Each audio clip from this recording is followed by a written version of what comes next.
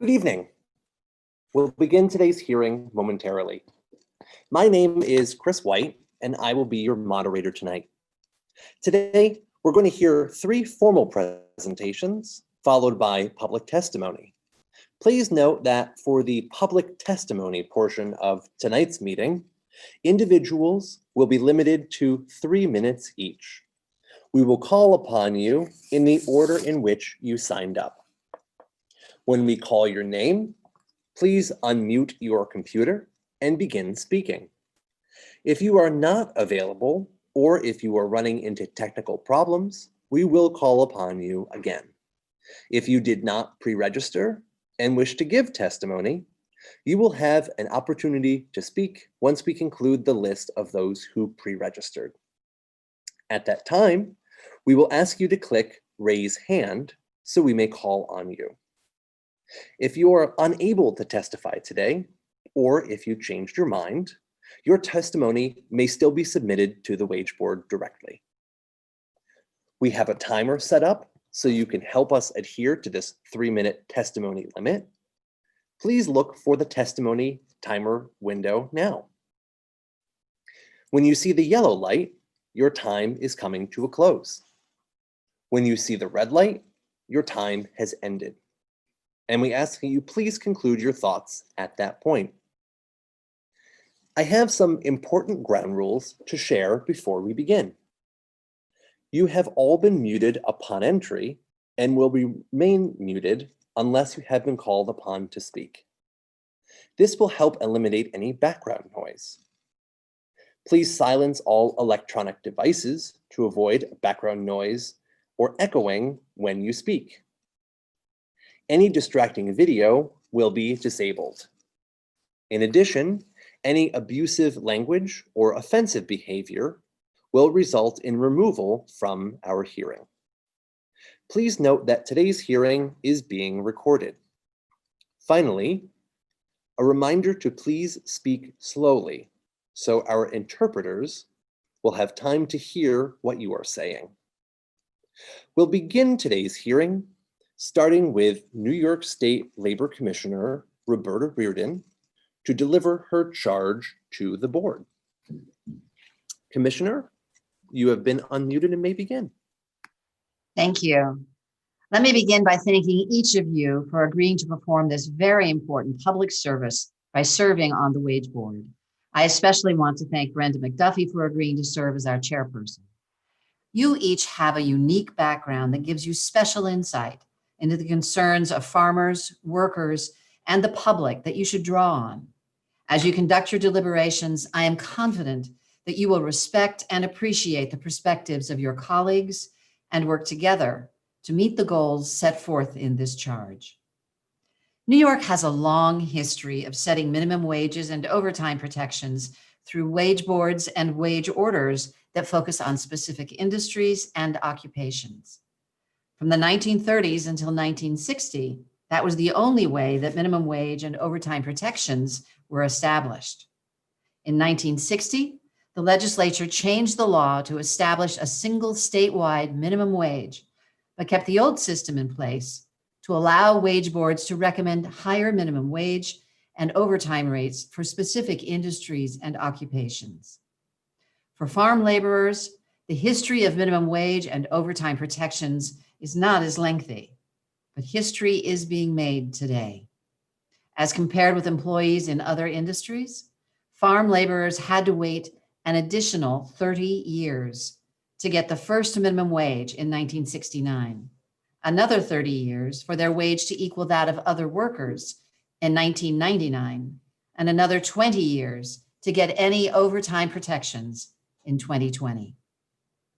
History is being made as we convene New York's first Farm Laborers Wage Board to solicit your recommendations on overtime work for farm laborers. I hereby convene this wage board at the direction of the legislature and governor as part of the 2019 Farm Laborers Fair Labor Practices Act and pursuant to minimum wage provisions of Articles 19 and 19A of the labor law. The Farm Laborers Fair Labor Practices Act extended worker protections to farm workers in many areas, including collective bargaining, workers' compensation, unemployment insurance, housing, day of rest, and overtime.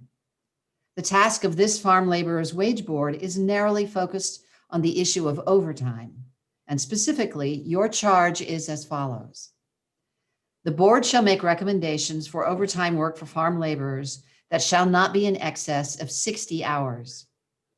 The board shall consider the extent to which overtime hours can be lowered below the 60 hours set in law. And the board may provide for a series of successively lower overtime work thresholds and phase-in dates as part of its determination. Your task is to engage in a meaningful inquiry focused on these workers, on this industry, and the underlying state policy and legislative purpose.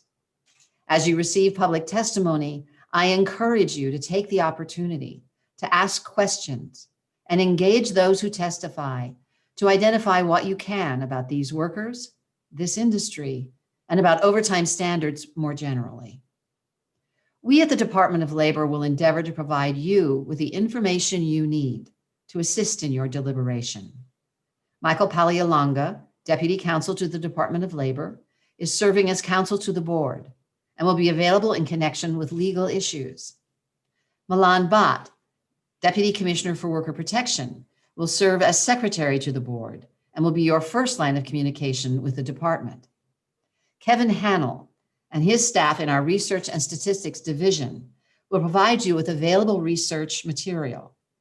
In addition to those resources within the department, the board may consult with agricultural employers and farm laborers and their respective representatives in the occupation or occupations involved, and with such other persons, including the Commissioner of Labor and the Commissioner of Agriculture and Markets, as it shall determine. The time you have to do your work is limited. You have conducted 4 hearings, and tonight is your 5th hearing. The public has the opportunity to provide comments to the board by these hearings and can also submit testimony online to the board by October 31st, 2020. The Wage Board will have until December 31st, 2020 to submit your report and recommendations to the governor and the legislature. During the 45 days following your report, I may confer with you and may remand the matter back to you for further consideration. Again, thank you for your service on the Wage Board. At this point, I'd like to turn it over to Michael Palialonga to discuss the legal standards and relevant legislative history that you should be aware of. Michael? Thank you, Commissioner, and good evening, everyone. The Farm Laborers Fair Labor Practices Act entrusts this wage board with the authority to make recommendations regarding overtime for farm workers. In doing so, the Act places various restrictions on this wage board and the recommendations that it can make. As the Commissioner just explained in her charge, your role is limited to looking at the issue of overtime. While you can recommend that the overtime threshold be reduced, you cannot recommend an increase in the threshold, which is currently set at 60 hours. In a similar vein, you are restricted to considering this issue and may not further limit any rights, protections, benefits, or entitlements. The Act directs you to consider existing overtime rates in similarly situated industries in New York State. While most industries and occupations require an overtime premium of time and a half the employee's regular hourly wage rate for work after 40 hours, there are some exceptions. For example, certain residential workers earn an overtime premium only after 44 hours in a week.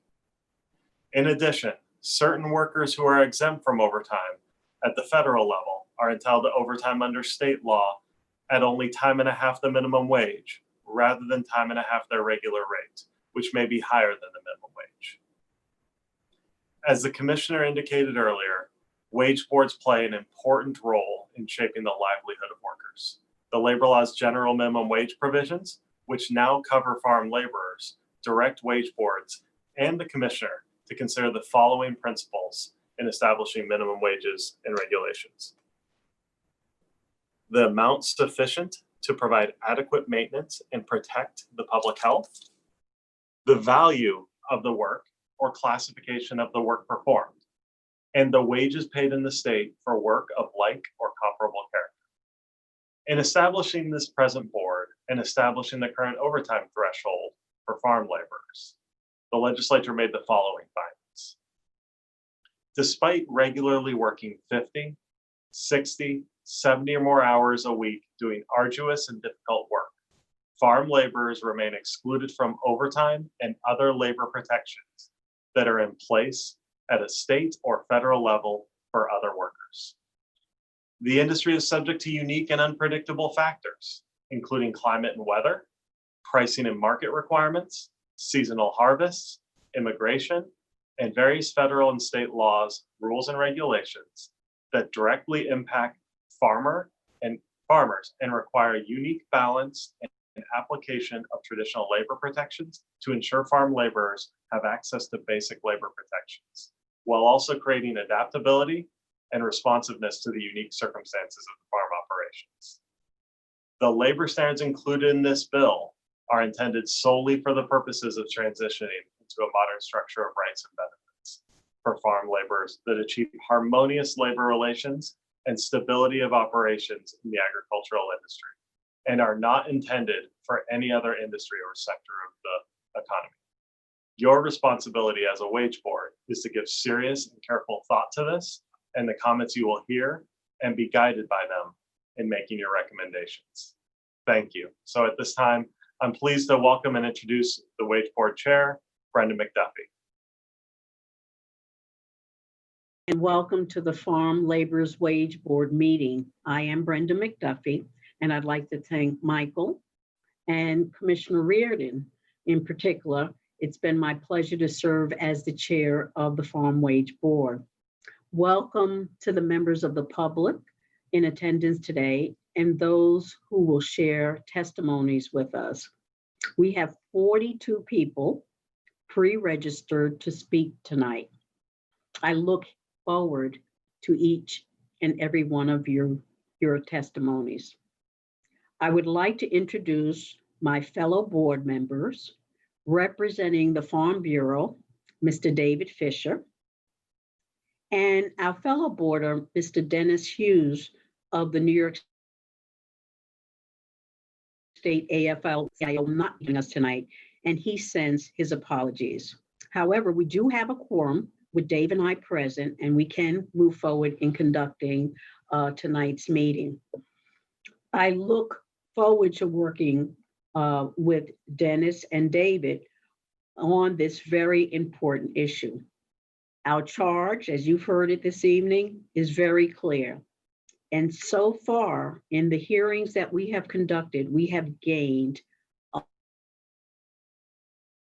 a lot of stories have been told that have enriched and informed us. And so again, tonight we look forward to hearing from each of you who are going to testify. I believe I speak for all of us to say that we will continue to work diligently, thoughtfully, and we will fulfill our responsibility to the highest level. Before we move ahead in our agenda, I want to remind you of this for our hearing. I will say, one, you have to speak slowly. We're conducting our hearing simultaneously and providing translation services.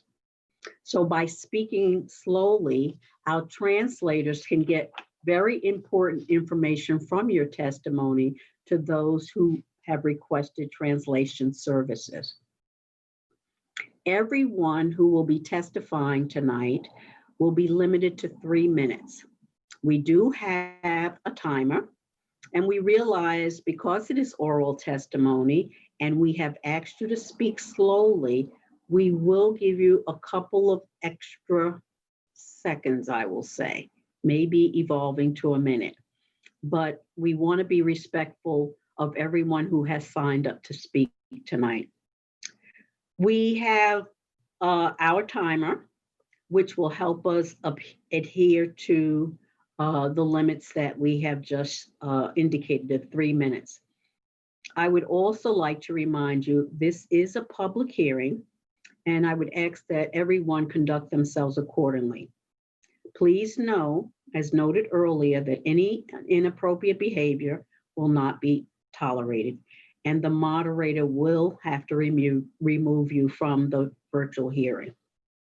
Our hearing will be recorded, and both the recording and the transcripts will be available on the Department of Labor's website.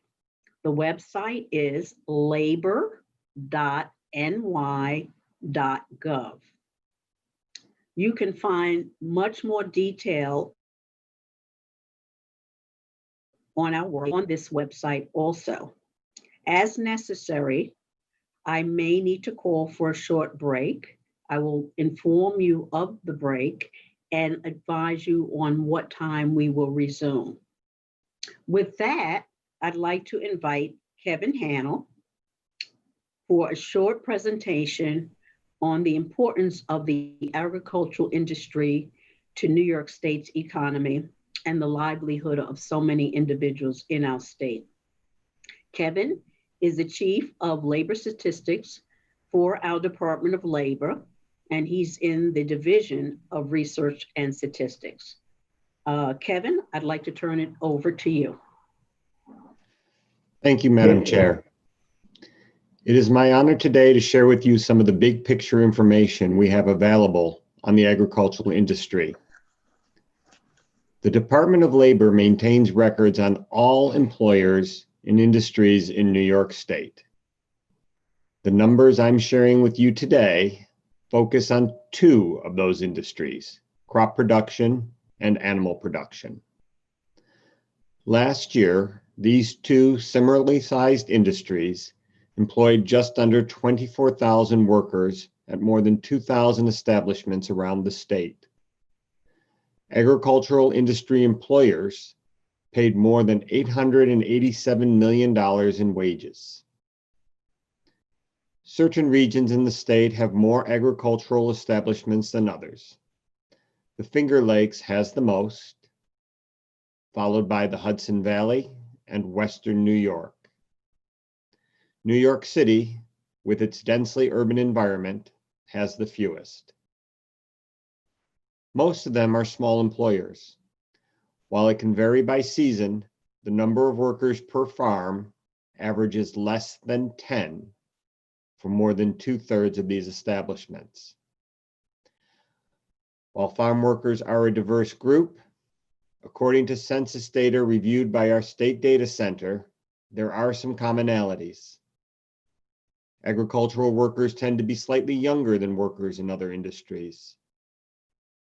In the agricultural workforce, the number of males far outweighs the number of females, comprising nearly 3 out of 4 workers.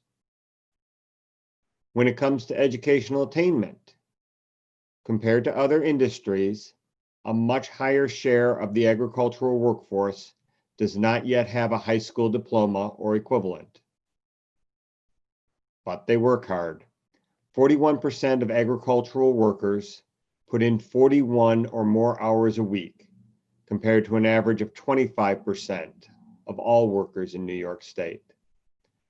And animal production is the industry with the highest share of workers putting in 60+ hours a week. I hope you find this information useful.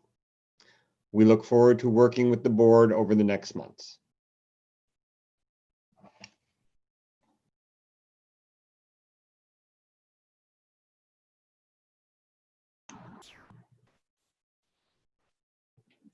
Thank you so very much, Kevin.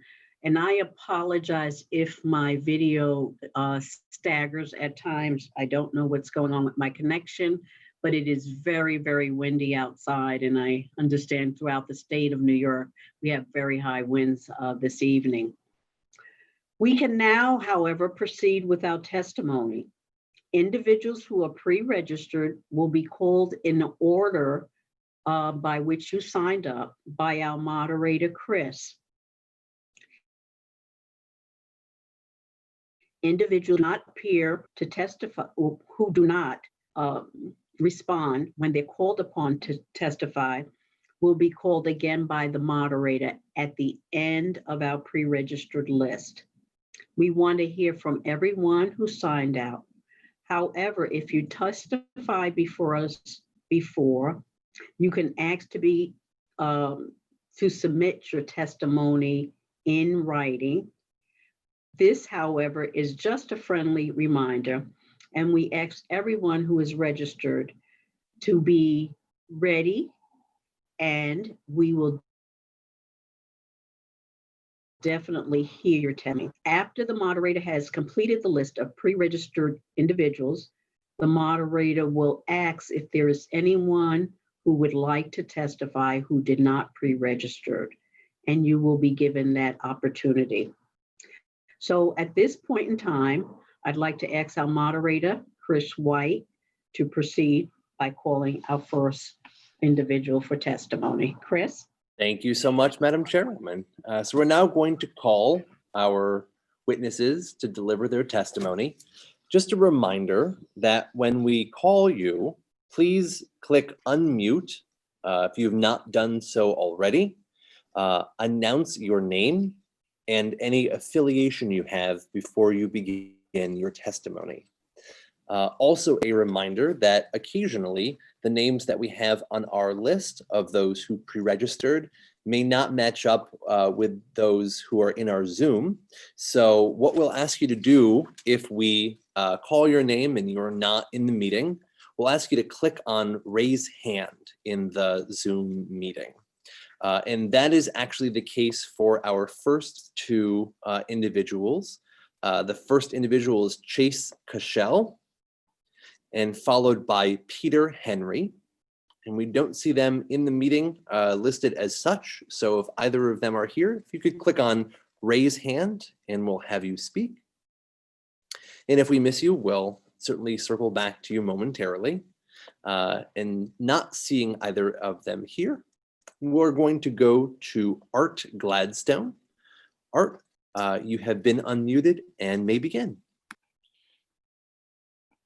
Thank you. My name is Art Gladstone, and I thank the board for this last opportunity to speak in support of leaving the 60-hour per week threshold for overtime wages in place.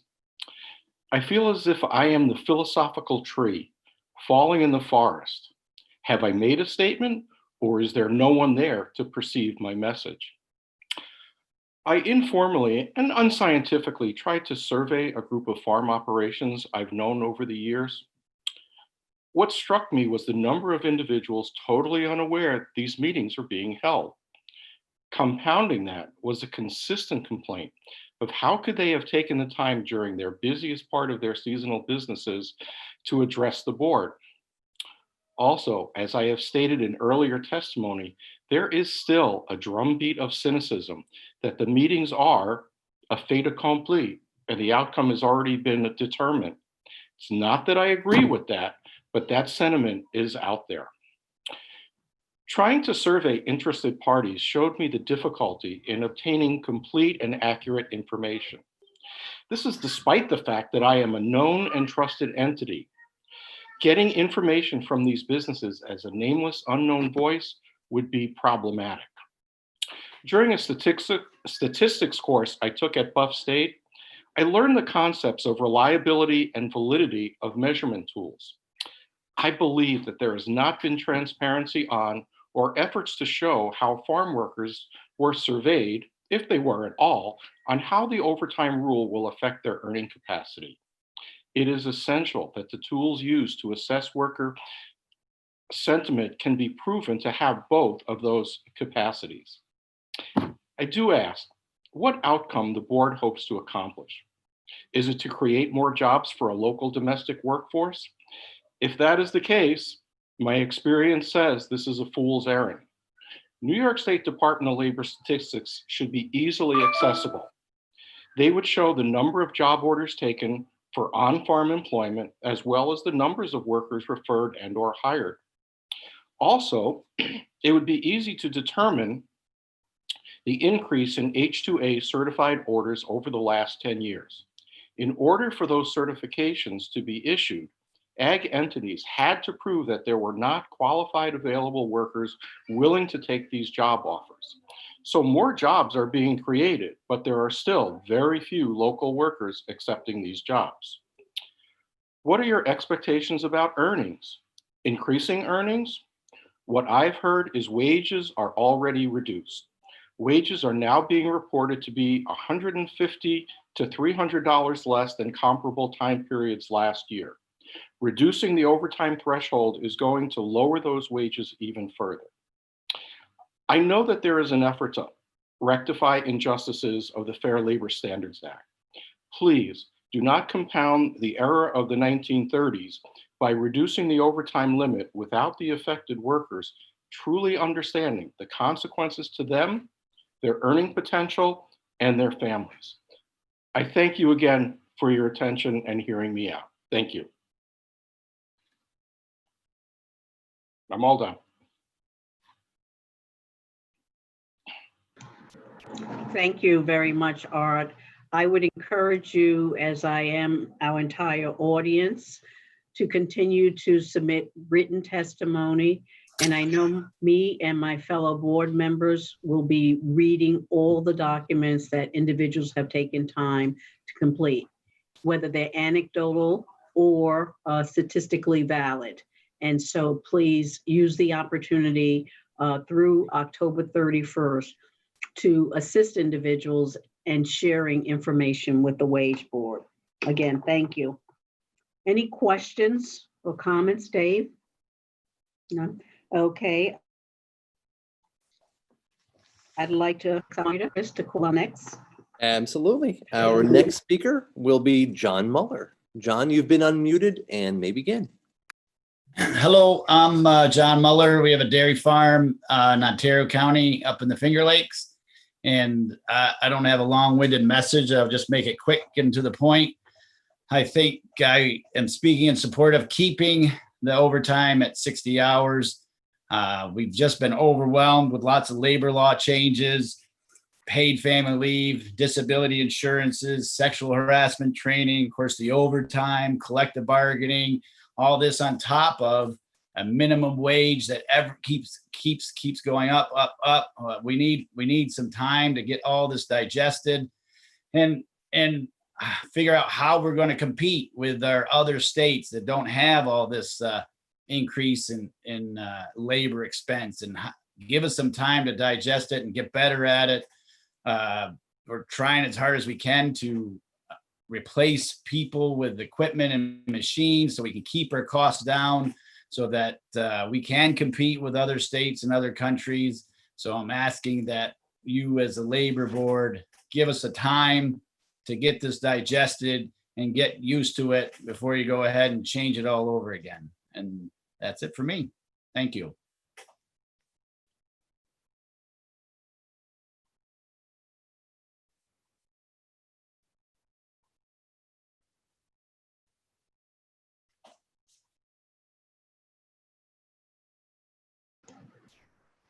Okay, I apologize. My unmute is taking a little longer, but I thank you, John, for your testimony. Are there any questions? Okay, Chris, you want to call our next speaker, please? Absolutely. And Tony Emmy is going to be our next speaker. And Tony will ask you to unmute and you may begin. Okay, my name's Tony Emmy. I'm a farmer. I'm also a board member of the New York State Berry Growers Association and the Central New York Regional Market Authority. Thank you for the opportunity to testify. I'm a farmer from Baldwinsville, Onondaga County, as I mentioned. My family owns a 300-acre fruit and vegetable operation. We've been in operation for 80 years. I oppose lowering the 60-hour threshold for overtime. First, I want to make clear that as a farmer, I can't afford to pay overtime. We do not receive enough for the products we grow to afford paying what is now $21.44 an hour for overtime based on the current H-2A rate of $14.29 an hour. With payroll approaching 50 to 55% of our gross sales, there's not a lot left to pay for input, supplies, and taxes and mortgages. The overtime provision has affected our farm in the following ways. With our current crop plan and types of crops, we've been unable to to complete the work needed to be done each week. It has added physical and mental stress on our family members trying to complete the unfinished work each day. It also takes a great deal of time to track hours and make sure we allocate hours equally. We have also experienced some loss of sales due to the fact the crops were not harvested and packed on time. The loss of wages has been the biggest impact of the overtime provisions on our employees. Instead of getting the 80 to 85 hours a week that our employees have come to expect each season, they've had to settle for 60 hours or less. We've also been told that if it's lowered below 60 hours, they will probably seek employment in other states. Even if the wages are lower, they can make it up in time. We've tried to lessen the impact and keep our employees' positions by hiring more workers. This we have done. We've been limited to the housing we have. Buying or building additional housing is not an option because of the uncertainty caused by continual wage increases, taxes, and regulations in this state. New York taxes, regulations, and laws make our farms uncompetitive. This season, for example, 12-pint flats of grape tomatoes were being offered at $8 to $9 from other states. We struggled to get $13 to $15 to cover our costs. The difference was what we paid for wages compared to other states. Another example was a 3-pack tomato. These were being produced out of state for one of our customers for $10 less than we could produce them. The difference again was the wage rate. Our competitor's rate, by the way, was only half. It was only a little over half of our rate. In the end, lowering overtime threshold will force us out of our farm business. It will be a long and slow process. Because we live in New York State, there's no one beating down our doors to buy our farm property. If we stay on the current path, however, we will surely lose the equity that has taken us decades of struggle to earn. And also, it'll cost our employees their livelihoods. Thank you again for letting me speak.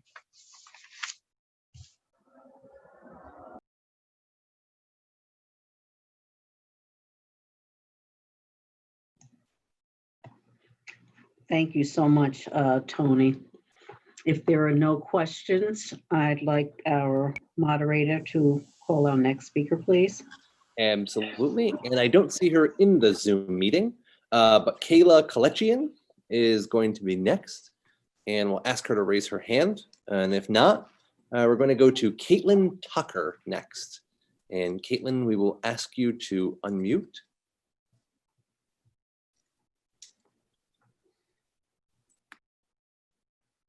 All right. And I believe Cha Chang is our next speaker. So Cha, we will ask you to unmute.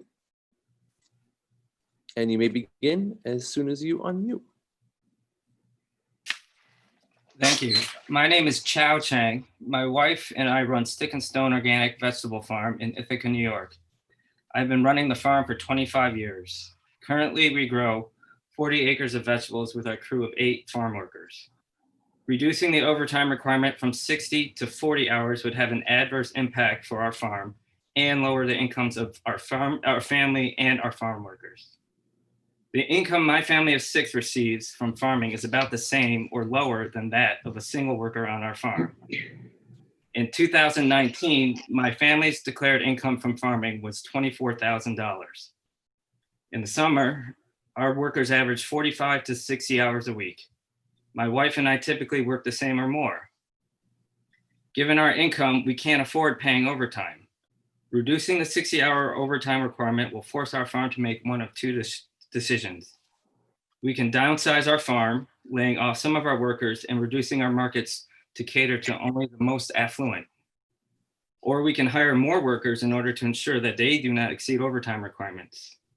By hiring more workers, we will incur additional costs, disability and unemployment, increased training, as well as increased housing costs, while losing employee efficiency. Our current workers will unfortunately receive smaller paychecks because of the reduced hours. This will likely affect workplace culture as we integrate new workers with employees whose work hours they are taking away. Raising our prices in wholesale markets will not be possible. We already market our produce at a premium under the locally grown label. That label can be used for produce grown in neighboring states, such as Pennsylvania, New Jersey, and Vermont. All of them are considered locally grown to our customers in the New York City area. None of these states have an overtime requirement for farm workers. It will be difficult to raise prices in such an environment, even as our costs rise. I got into farming by starting out as a farm worker. I routinely worked 80 to 120 hours a week. It was the best job I had and brought meaning to my life. It quickly taught me how much work it takes to farm successfully, and I can't imagine my path from farm worker to farmer if my employers had restricted me to a 40-hour work week. Who will be the next generation of farmers when the state dictates to the farm workers that become farmers that you shouldn't work more than 40 hours a week? The 40-hour work week is a construct placed on industrialized systems, but it does not work in agriculture. We cannot work a regular 40-hour work week and still get the crops planted, cared for, and harvested in the busy months. We also don't have enough work available in the winter to give a 40-hour work week. I cannot pay overtime in the summer and then unemployment in the winter. And I have a great fear as to what will happen to our farm if this 40-hour work week becomes a reality. Thank you for your consideration. Thank you, Chow, for your testimony. Dave, any questions? Okay.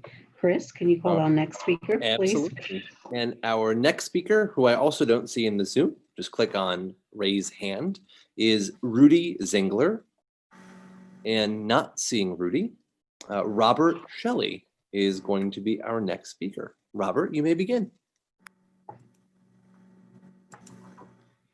My name is Rob Shelley. I'm a physician living and working in rural Wayne County, where the apple harvest is in full swing. The organization I work for, Finger Lakes Community Health, provides healthcare services for the thousands of agricultural workers in our county. I'm also on the board of Migrant Clinicians Network, a nonprofit focused on migrant health and health equity. For the health of farm workers and their families, I'm urging you to approve overtime pay for workers after a 40-hour per week threshold. During my 22 years working with rural farm workers, I have seen that virtually all workers at some point will experience injury or pain as a result of their work.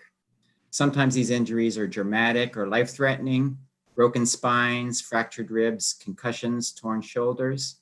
Most often, though, the pain and injury is a result of repetitive stress. Carrying, bending, twisting, trimming, picking, sorting, loading for long hours at a high rate of speed, the body's moving parts wear out. When a worker comes to me with pain or injury, I will very often tell them this: I can offer you pills and splints and ice or heat, but your pain will likely continue until you rest. Many have no choice, of course. If their body is too broken to continue, they have to take time off. Others tell me that they continue to work, but they work more slowly at a pace that their bodies will allow. Others will simply tough it out, working at a high rate of speed for as long as they can hold on. Our workers' compensation system provides support for the most severely injured workers, but does not serve well those whose bodies are worn down by hours, months, and years of hard physical labor. Providing adequate overtime pay would allow some workers the flexibility to avoid having to choose between physical pain and economic ruin. Humans employed in agriculture pay a physical price for their work like no other industry in our economy. A humane concern for their health and well-being requires that they be provided with adequate rest. The provision for a 24-hour period of rest during the week is a valuable step, and adequate overtime pay beyond 40-hour week is an important addition. Justice and equity require that these essential workers be treated the same as workers in other industries that are provided with overtime pay for less physically demanding work. Many farm workers will choose to continue to work long hours because most live well below the poverty level. And those workers should be appropriately compensated for their sacrifice. Farms in Wayne County and across New York State struggle for economic survival and should be supported by our communities and our government to ensure that they thrive. Farm survival, though, should not depend on a workforce that is deprived of the basic rights afforded to other workers.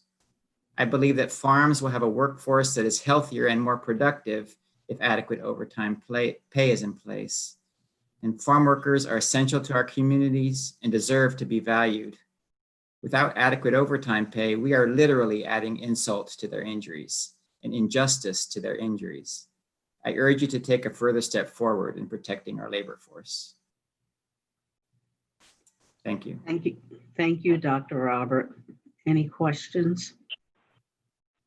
Okay, hearing none. Chris, can you call our next speaker, please? Yes, our next speaker is Dale Riggs. And Dale, looks like you're unmuted and you may begin. Yes, thank you. I'm Dale Isla Riggs, owner of the Berry Patch, a first-generation small-scale diversified farm in Stephentown, New York. The overtime provision of the labor law has devastated our family farm. We've had to reduce acreage and crops have gone unharvested, rotting on the ground. When the law was passed, we plowed under 80% of our strawberry acreage because it's not an economically viable option to pay $22 an hour for berry pickers. Then in one night this past June, a herd of deer moved in, eating 80% of our remaining acreage in one night. When customers started calling, asking when strawberries would be ready, we had to tell them we didn't have any. When they would ask why, I explained that we had to plow under most of our crops because we can't pay someone $22 an hour to pick berries. Every single one of our customers was appalled that this provision was passed for a seasonal farm business. We have the highest yielding blueberry planting in the state. When blueberry season arrived, we expanded our marketing channels to include pick your own blueberries, Could I ask you something to we've slow never down? done before. Could I ask you to slow down just a hair for us, Dale? I appreciate it. Sure. Sorry about that. But it takes years to develop a pick your own clientele. And a family of 4 coming to pick 2 quarts of berries does not replace the hundreds of flats per week that I could have sold if I had pickers available who could work as many hours as they wanted. We had the same problem with our fall raspberry crop, a huge crop coming in early due to the heat and therefore competing for harvest labor with our blueberry crop. So I had $20,000 worth of blueberries fall on the ground and rot. Falling on the ground and rotting because the few people that are willing to do this type of work don't want their hours limited. A family of 3 that worked for us worked for 5 days and then left. When asked why, their response was, "We found a farm in Massachusetts that we can work at and work as many hours as we want." The Berry Patch used to have 10 employees, including a year-round assistant manager. We were an economic engine for our extremely rural town. 2 Labor Department employees called us model farm employers. We now have 1 seasonal employee who is leaving because he wants more hours. The foods that we grow are the very foods that every New York citizen should be eating more of, particularly during a pandemic. The farm workers are not working fewer hours. They're going to different states and/or they're working multiple jobs. They're doing this during a pandemic when people are supposed to be minimizing contact with other people. I'm sure my story is not unique. This provision is particularly destructive to small farms. We can't just increase our workforce. Many small farms don't have housing available. Those that do can't afford to add more facilities for more workers. And those of us who live on state borders will never be able to compete against states that don't penalize employers for letting people work the number of hours that they want. For me, I was supposed to be retiring this year. Instead, I have been working 120 hours a week since the middle of March, providing healthy foods for my local community during this pandemic, and watching my retirement income fall to the ground and rot. That's not exactly a great reward for having been a model farm employer for years, as I have been told by Labor Department employees. Thank you for your time and consideration. Dale, thank you for your time and your testimony. Dave, any questions? Okay, Chris, would you please call our next speaker? You bet. Rick Zimmerman is being unmuted as we speak. And Rick, you're unmuted and you may start. Thank you. Good evening. Thank you for the opportunity to make some comments tonight. I am here on behalf of the New York State Vegetable Growers Association. These are family farms that are specializing in serving customers with high quality fresh vegetables and located throughout the state. In fact, the image that I'm projecting in the background is from the Brooklyn Grange in Brooklyn, New York, a vegetable farm on top of the Brooklyn building. I am here to talk to you about some documents that I presented to you at the first hearing back in February. Seems like such a long time ago. These are transcripts of the 2019 New York State Senate Labor and Agriculture Committee hearings that took place in 2019. The New York State Senate Labor and Agriculture Committees took time to listen to 53 farmers and 14 farm workers about their perspective on the change of the labor law, most notably with regard to the overtime issues. There's a tremendous amount of information in these documents, and I encourage you to look through them. In fact, I took time to tab a number of those documents for your further study and reference. But here are a few of the highlights from that testimony. First and foremost, there was recognition that a 60-hour week overtime threshold would generally work with New York farms. There were some exceptions to this statement, as some farmers testified that 60 hours would be too difficult to adhere to without incurring significant overtime labor expenses. And you're hearing that time and time again now through these wage board hearings. Farmers cannot afford time and a half wages. Full stop on that. That was clear and evident throughout the testimony. They can, and as being testified here, work around or deal with a 60-hour threshold. But a 40-hour threshold would be devastating. Much testimony about the economic realities in agriculture and that farmers cannot afford to pay farm employees time and a half wages is very evident throughout this document. Farmers will reduce their hours per worker to stay under the overtime threshold. Farmers will substitute technology for employees, and John Muller referenced that earlier tonight. Farmers that are involved in direct marketing in New York City will not be able to compete with their competition, their brethren from Massachusetts or New Jersey or Pennsylvania, who are doing the same thing, marketing the same products and able to outcompete in their marketplace. Farmers will lose income resulting from imposing overtime into agriculture. And farm workers will be very dissatisfied and will seek employment in other states where they can get the hours. Obviously, Dale just talked about that. Farm workers, particularly seasonal farm workers, want 60 to 75 hours per week to maximize their income. We did see some testimony in the documents that I shared with you that some non-seasonal farm workers support the extended hours because they cannot get sufficient hours in non-farm jobs. So they piece together. Please conclude your thoughts. Extra time with that regard.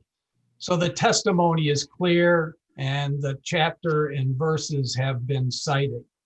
So I conclude by saying that I encourage you to listen to the farmers and read the testimony. The 60-hour overtime threshold is a unique balance that the New York State Legislature referenced in their legislative findings. Thank you very much. Rick, and I appreciate the amount of research and information you shared with us in written testimony you submitted, and I encourage others to also, if possible, collect and please send in written testimony that you may also want us to have at our time that we will be making our deliberations. At this point in time, Chris, if you'd like to call our next speaker. With pleasure. And I don't see them in the meeting, but Otto Butler, if you want to click on raise hand, we'll make sure to get you in. Otherwise, Cliff DeMay is going to be next. And Cliff, you've been unmuted and you may start. Okay. This is Cliff DeMay. I'm from Williamson, New York. I've been a fruit farmer for the last 62 years. And in recent times, I've been have a labor business for the last 34 years with my daughter. It is called DeMay Labor, and we service all types of agriculture. We have about 150 farmers of dairy and fruit and vegetables. We bring in about 1,500 workers, including in that is many, many H-2A workers. Now we help the farmers find workers, and we also help the workers find farmers. If you notice, the present day workforce now is primarily migrant workers coming from other states and other countries in the H-2A program. We are for the farmers, and we also are for the workers, as you may consider us sitting right on the fence. I don't understand why the lawmakers want to take money away from these people. When these people ask me to come to work, the first thing they ask is what the work is. Then they ask how many hours are available. And then after that, they ask what the pay rate is. You know, we go home to our families and relax and golf. These people go home to their housing and wait for tomorrow to come so they can start working. They didn't travel 2,000 miles to rest. They wanna come here and work. They want to make as much as possible to send home to their families and poor in Mexico and other parts of the U.S. You know, to be a farmer, I guess you got to be dumb, but you don't probably have to be stupid. If farmers now are using our service and they ask for 20 workers, now when you guys lower the hourly rate, the hourly time and a half, they're going to ask for 25 workers, and who's going to lose? And if you want an example, why don't you go to these little stores called Walmart or to these little restaurants called McDonald's and ask the employees there. You don't have to believe me. Go there and ask the employees, how much overtime do you folks get? And right now, we're subsidizing these stores and these Walmarts because these people don't make enough. Let's not do it to farmers. Let's let the farmers work and let the people make what they need to make to do their farms. Thank you. Thank you, Mr. Cliff, for your testimony. Chris, would you like to call our next speaker, please? Absolutely. And I believe we're going to ask you to unmute. There's a name Diego who raised their hand. That might be Otto Butler. And Diego, we're going to ask you to unmute if you are in fact Otto Butler. And if not, we're going to move on to another individual who we don't see in the meeting, Jacob Baylor. Jacob, just hit that raise your hand button. And if not, we're going to move then to Matthew Liston. Matthew, we're going to unmute you. And as soon as that happens, you may begin.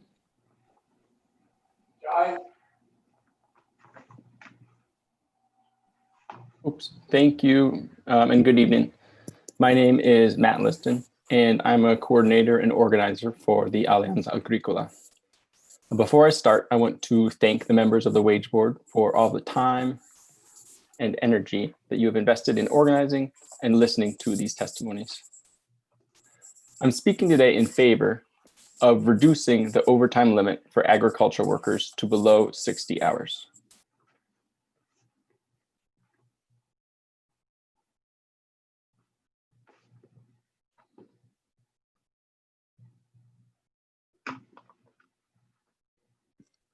Matt, we've just asked you to unmute yourself again. Not sure what happened there.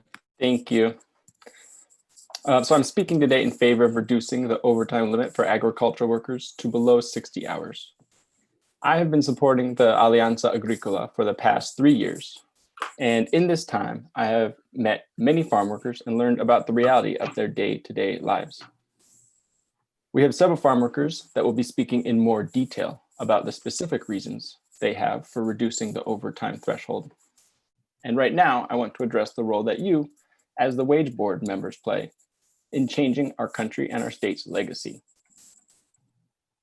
The United States has a long history of building systems that control and exploit the bodies of the people who grow our food and fuel our economy.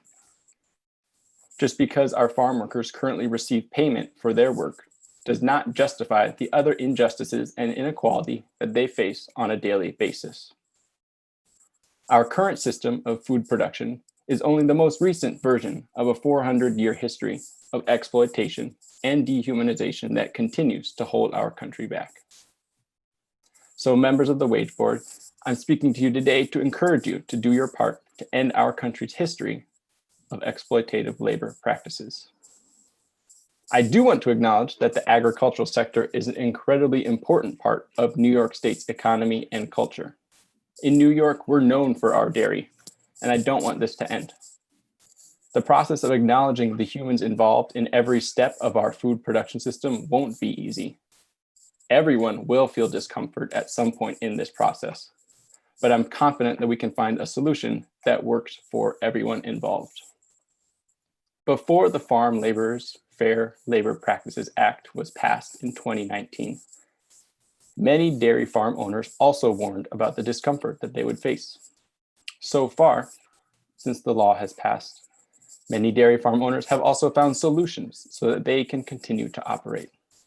One of the things that Americans do best over and over again is find solutions, especially when we are put in uncomfortable situations.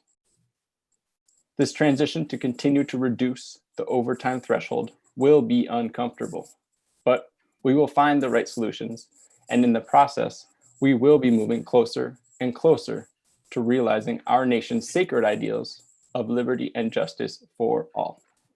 Thank you. Thank you very much, Matthew. If there are no questions, Chris, can you call on next speaker, please? Absolutely. And so I don't have names for the next individuals, but they're numbered in the Zoom meeting.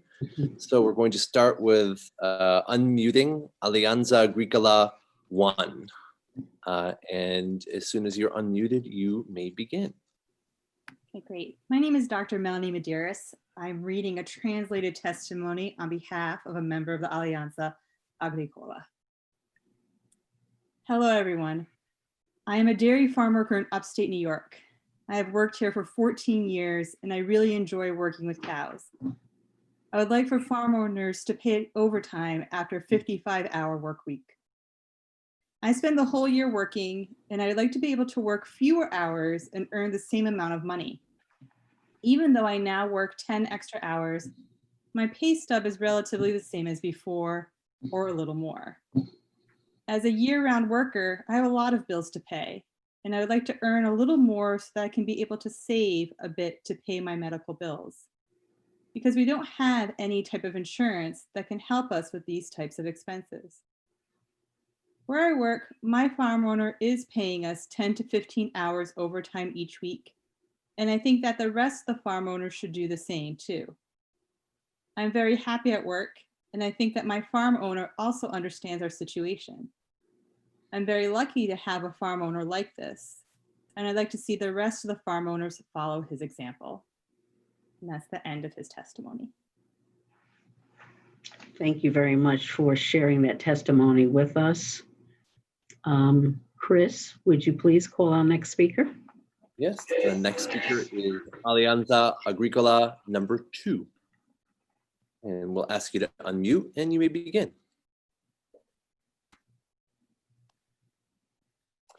My name is Grania, and I am reading a translated testimony on behalf of a member of the Alianza Agricola. Good afternoon.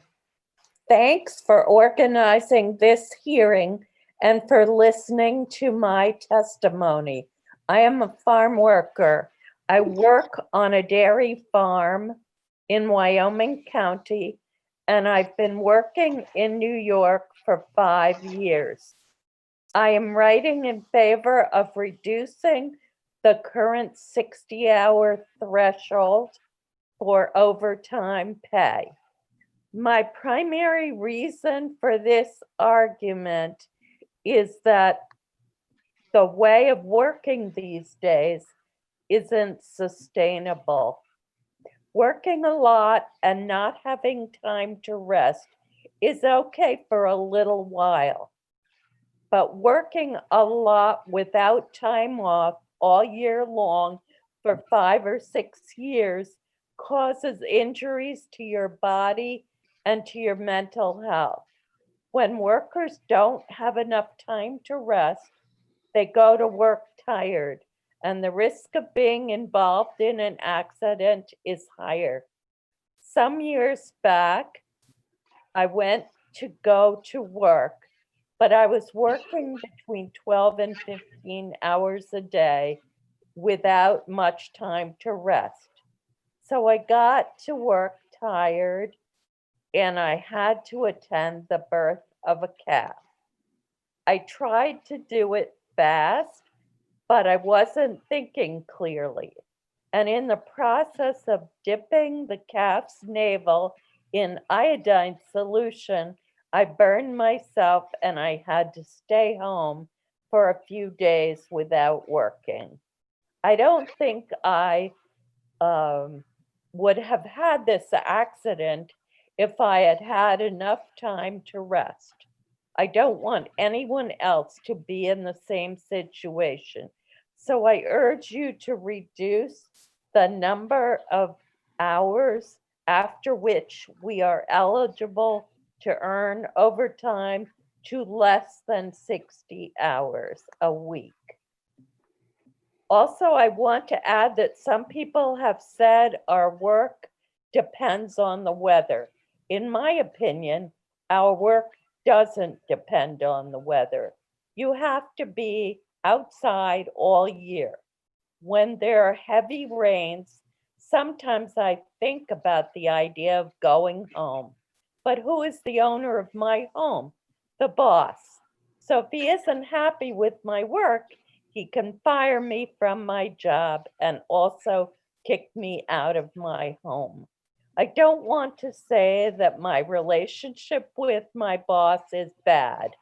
The opposite. He talks to us. He offered us rides at the beginning of the pandemic, but he still has a lot of power over us, and we don't have the freedom to advocate for ourselves. Because of this, I decided to do a testimony to encourage you to use your power to lower the 60-hour overtime pay. That concludes my testimony. Thank you for making yourself available to share that testimony with us. Chris, would you please call our next speaker? Yes, in Alianza Agricola 3. You've been unmuted and you may begin. Hello and good evening. Thank you for organizing these hearings and for listening to my testimony. I'm reading a translated testimony on behalf of a member of Alianza Agricola, and my name is Dorothy. The worker says, I am an agricultural worker. I work in a dairy in Livingston County, and I have worked in New York State for 10 years.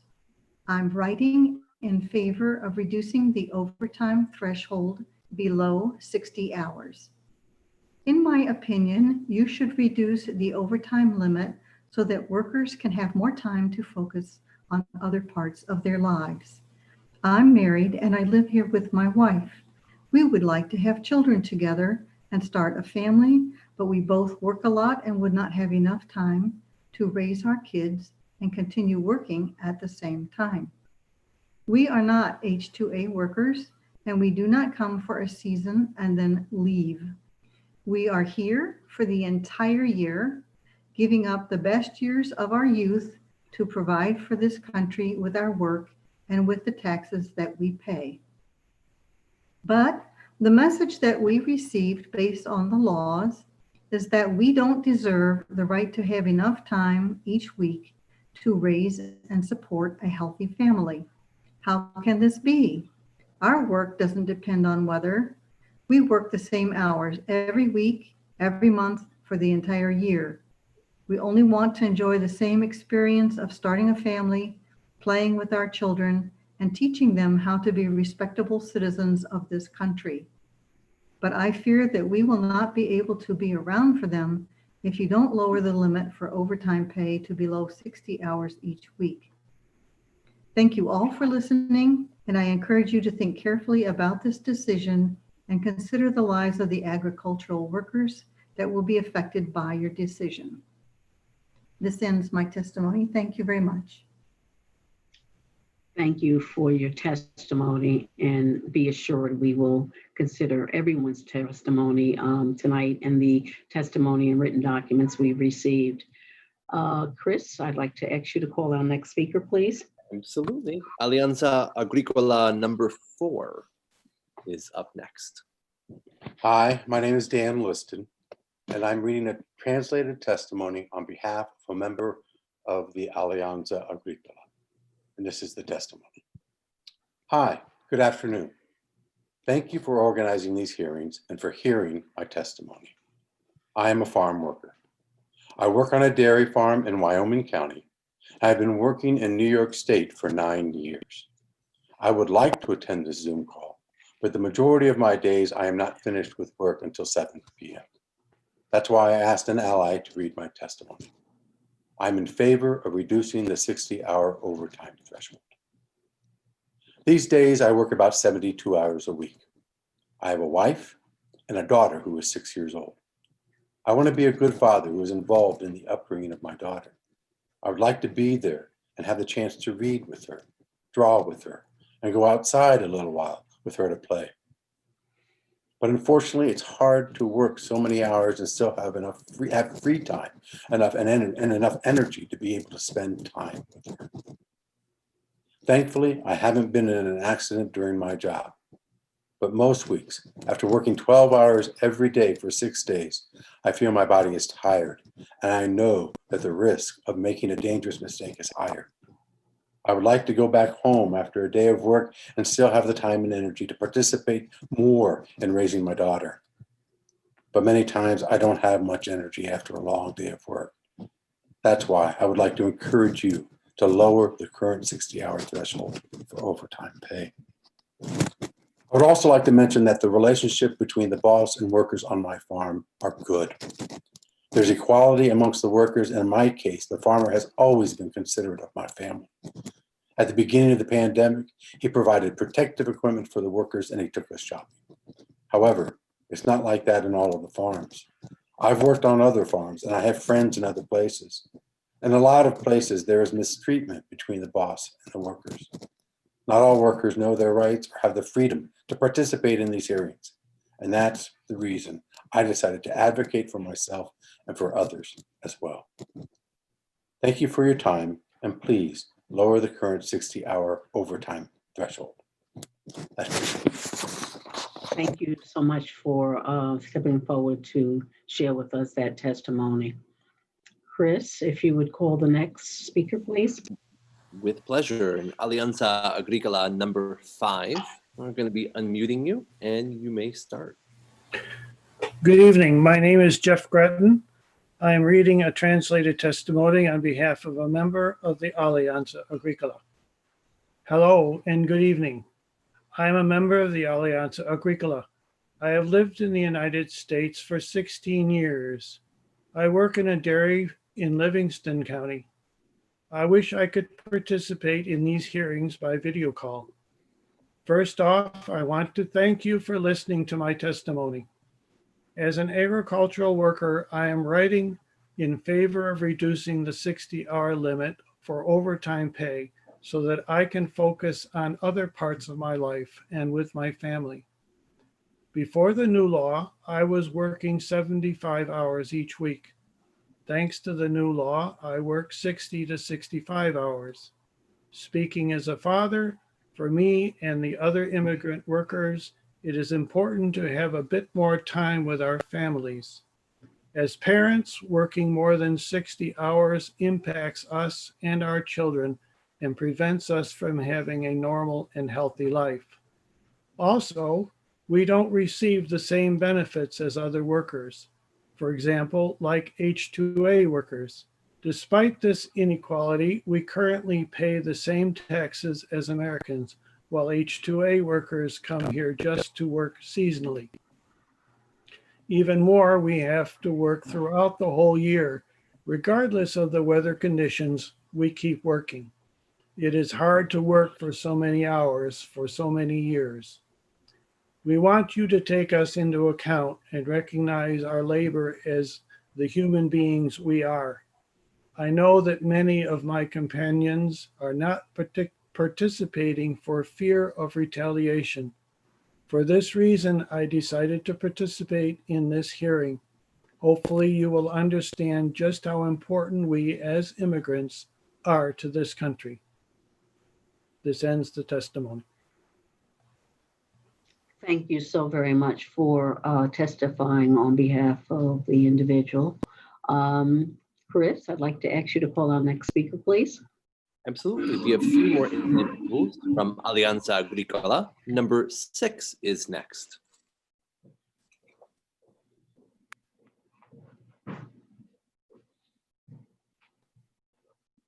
Hi, thank you. My name is Jess, and I'm reading a translated testimony on behalf of a member of the Alianza Agricola.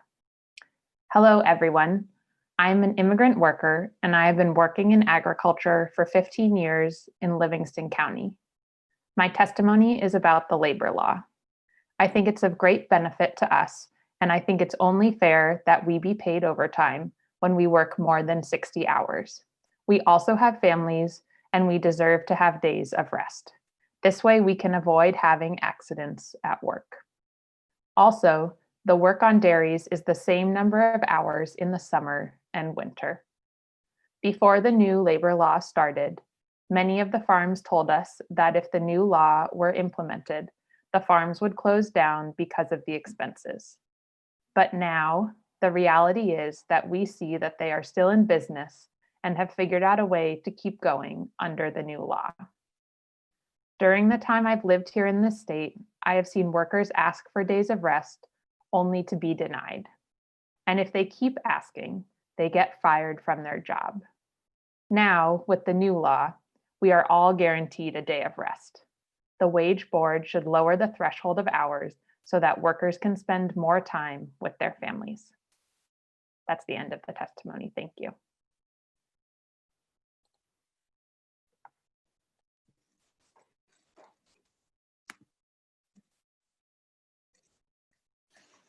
And we're going to go to Alianza Agricola number 7 next. Thank you, Chris.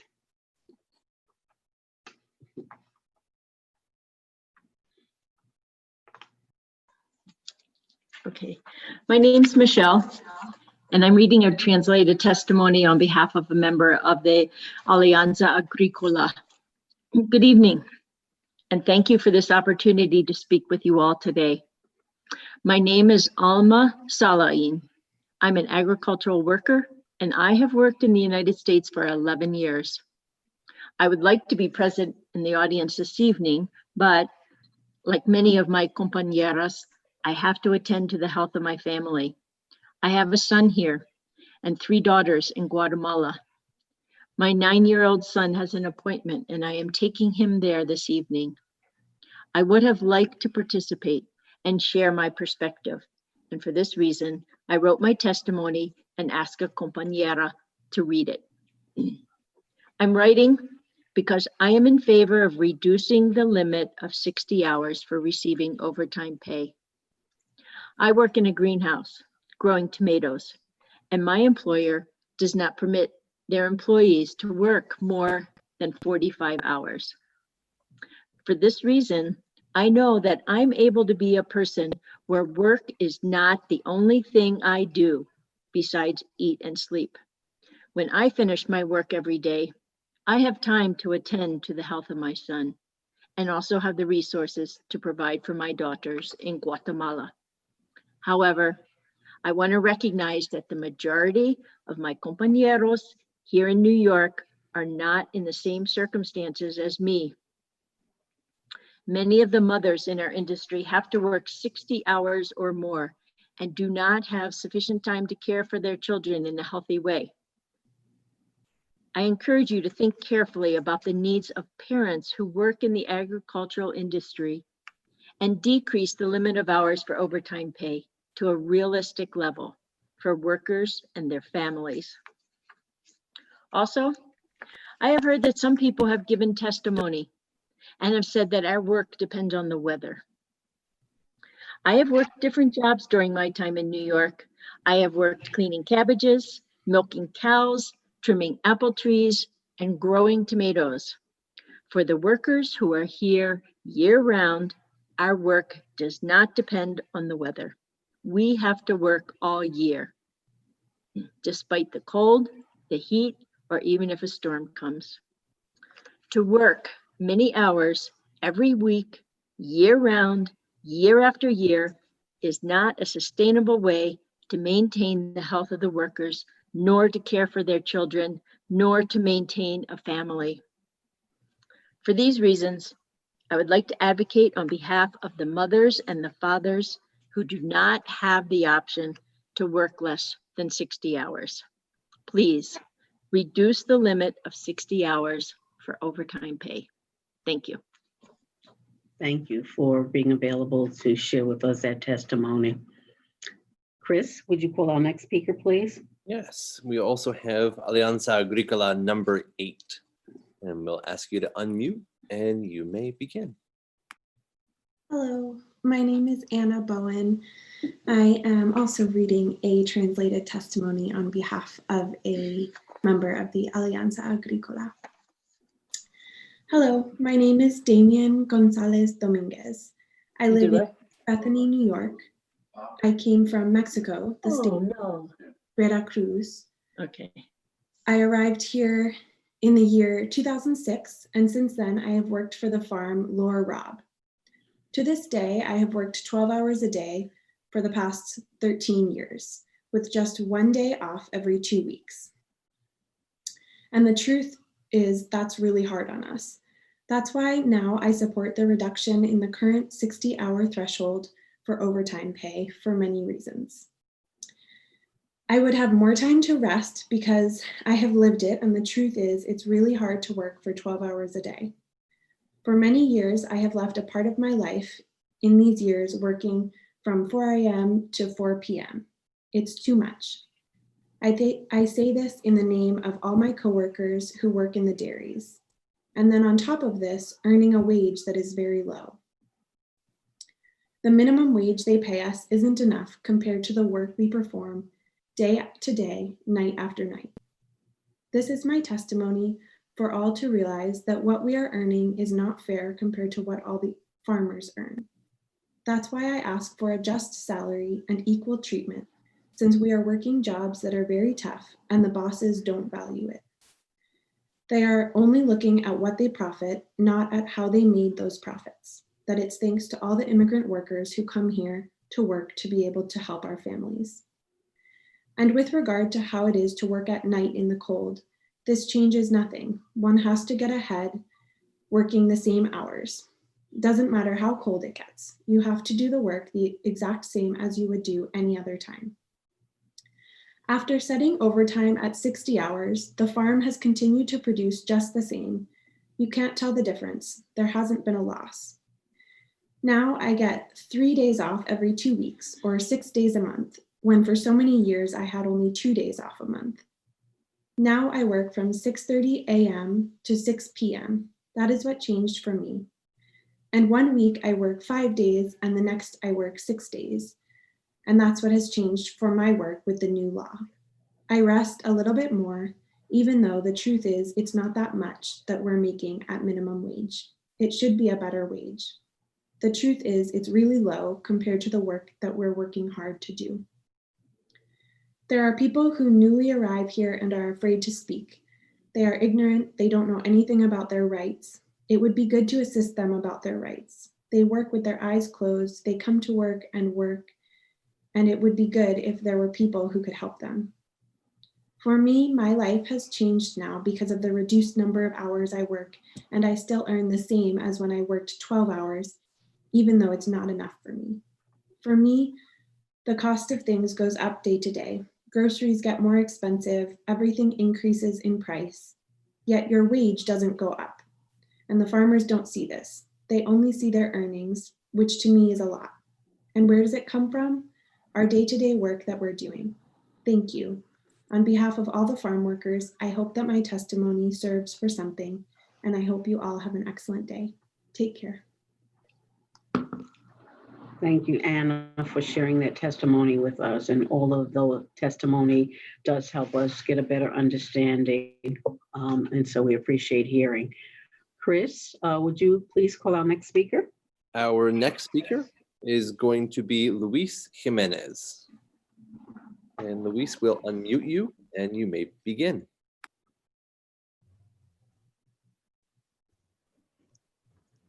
Puedes pararte.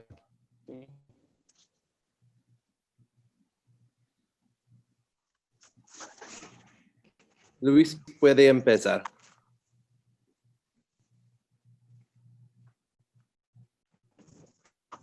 ¿Qué tal? Buenas noches. Mi nombre es Luis Jiménez. Yo soy mexicano y migré a este país porque creía en el sueño americano. Era muy joven y con ganas de salir adelante.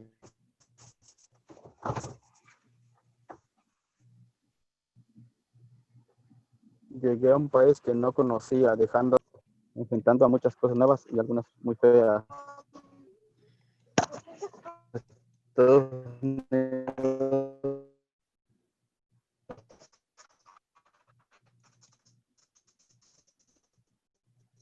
Unfortunately, we're having some audio issues there. We're going to try to return to Luis in a moment, but Ismael is next.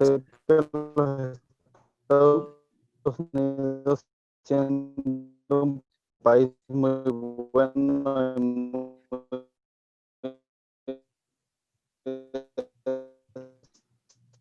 No.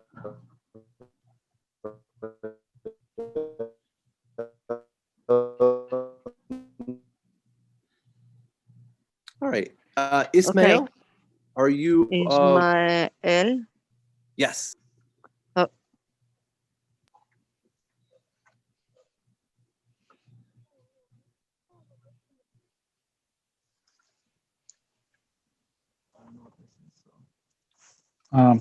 Hola a todos, buenas noches. Hi, everybody. Good evening. My name is Ismael.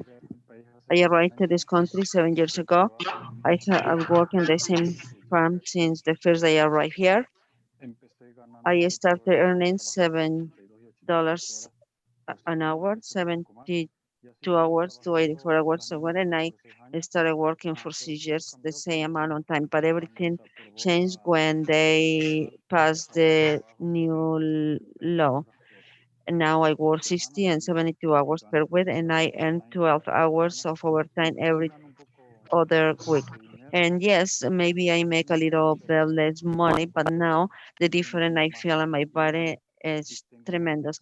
I have more energy, I have more time to live a life normal. Now I don't just work and work like before.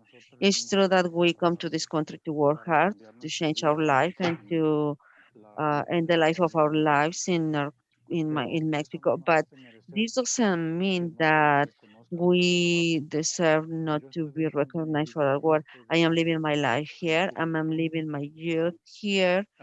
And even though I earn a lot of money, I will never get that back ever. So we do much for agricultural industry in this state, in all the country, and we are not respected or valued as we are. We are good workers. You all know, since that we started working in the agriculture in New York, it has increased a lot, in not only in New York, but in all the country. And all the farmers know it. We don't want the farmers to go on there or for you move to other states. We want to receive a little bit of what little that we have given during these years before. We could not rest more and you didn't give us breaks, but we all have a life. As you have a lot of power in this country to be able to do something good for us. So you will be benefit too. We know that lowering the hours doesn't benefit to the our brothers with the H-2A visa who come every year. They only come every year and they are able to recharge the battery. And us, when do we recharge our batteries? We are here all year paying taxes and we are here in the cold. When we ask God every morning to give us the strength to deal with the snow and the winds of the winter. We know that you don't want to lose any money and go out of business, but we want to make things work well for both sides. And I am in favor to lowering the number of hours we work to be able to earn overtime. Thank you and good night. Thank you very much, Ishmael, for sharing your testimony with us. Chris, would you please call our next speaker? Yeah, we're going to try to return now to Luis Jimenez. Luis, you may begin. Párate aquí. Luis, ¿puede empezar?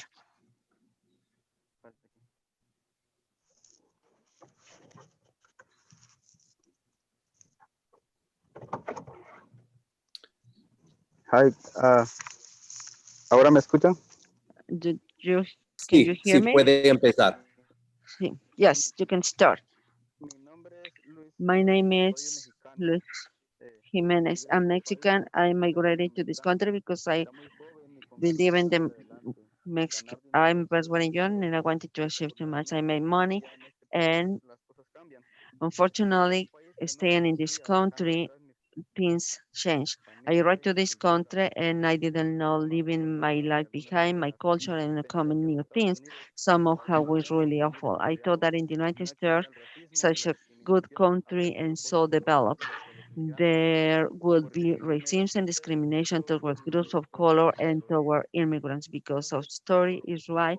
It was formed by immigrants who gave their lives so that today is the country that is. I was really young. I started earning $6.50 an hour, working 85 hours a week.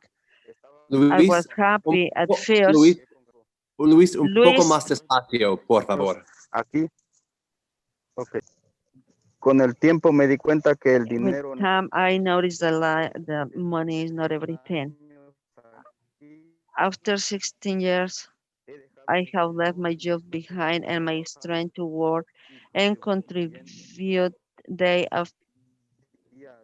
after day with my labor so that you have food on your table. So one has to keep working because making little surviving, supporting the family. You sacrifice a lot of time outside of house because it is necessary to work to be able to make more. And I think now is the time of changing. We are the more of the food chain. All the days that we work without having any and recognizing the work that we do.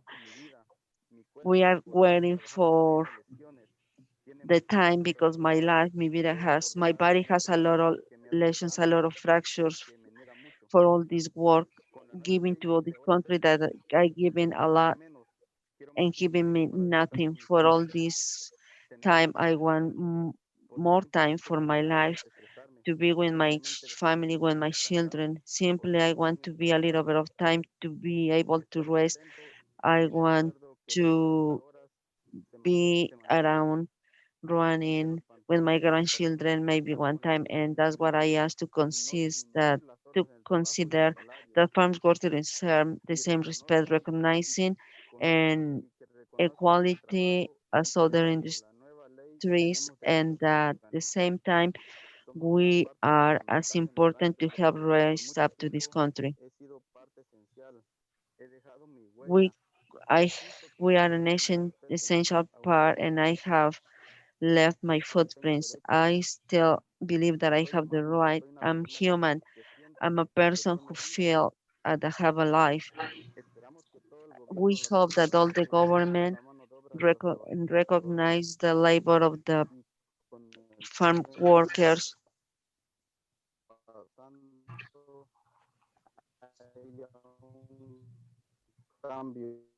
I hope that all of these changes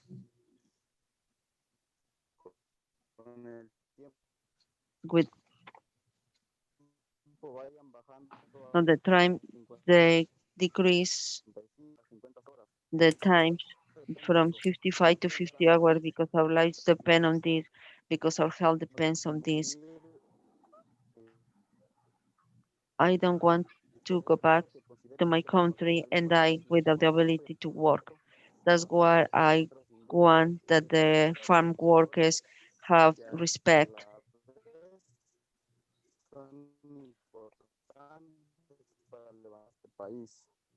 I know we were an important part to contribute to this country, and that the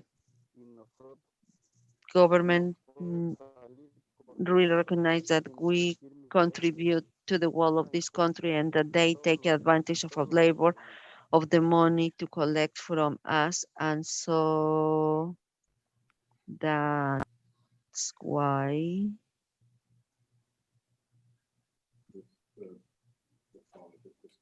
Yeah, and I think we've lost Luis there, but I we're think going that to move on. Our next two speakers do not appear in the Zoom. They are Carlos Maldonado and Victor Cortez. Victor appears to be there. So Victor, you've been unmuted and you may begin. And I'm not Victor. I'm Carly Fox. I'm reading for Victor Cortez. I'm an ally of the Alianza, and Victor is a member. Thank you for listening to this testimony. I am a farm worker. I work in a dairy in Wyoming County, and I have worked in the state of New York for 15 years. To begin, I would like to say that for me and my compañeros, it is extremely difficult to share a testimony because there is a possibility of retaliation for me and the other workers who decide to share. However, I decided to share my testimony because reducing the limit for the number of hours a farm worker can work before receiving time and a half is an important issue for me. I would like to speak in favor of reducing the limit of hours that a farm worker can work before receiving time and a half. Can now translators pick that up? Yeah, If you could slow down a little bit, please. Thank you so much. You want me to do it again? I'm so sorry. No, you can just continue, just a little bit slower if you could.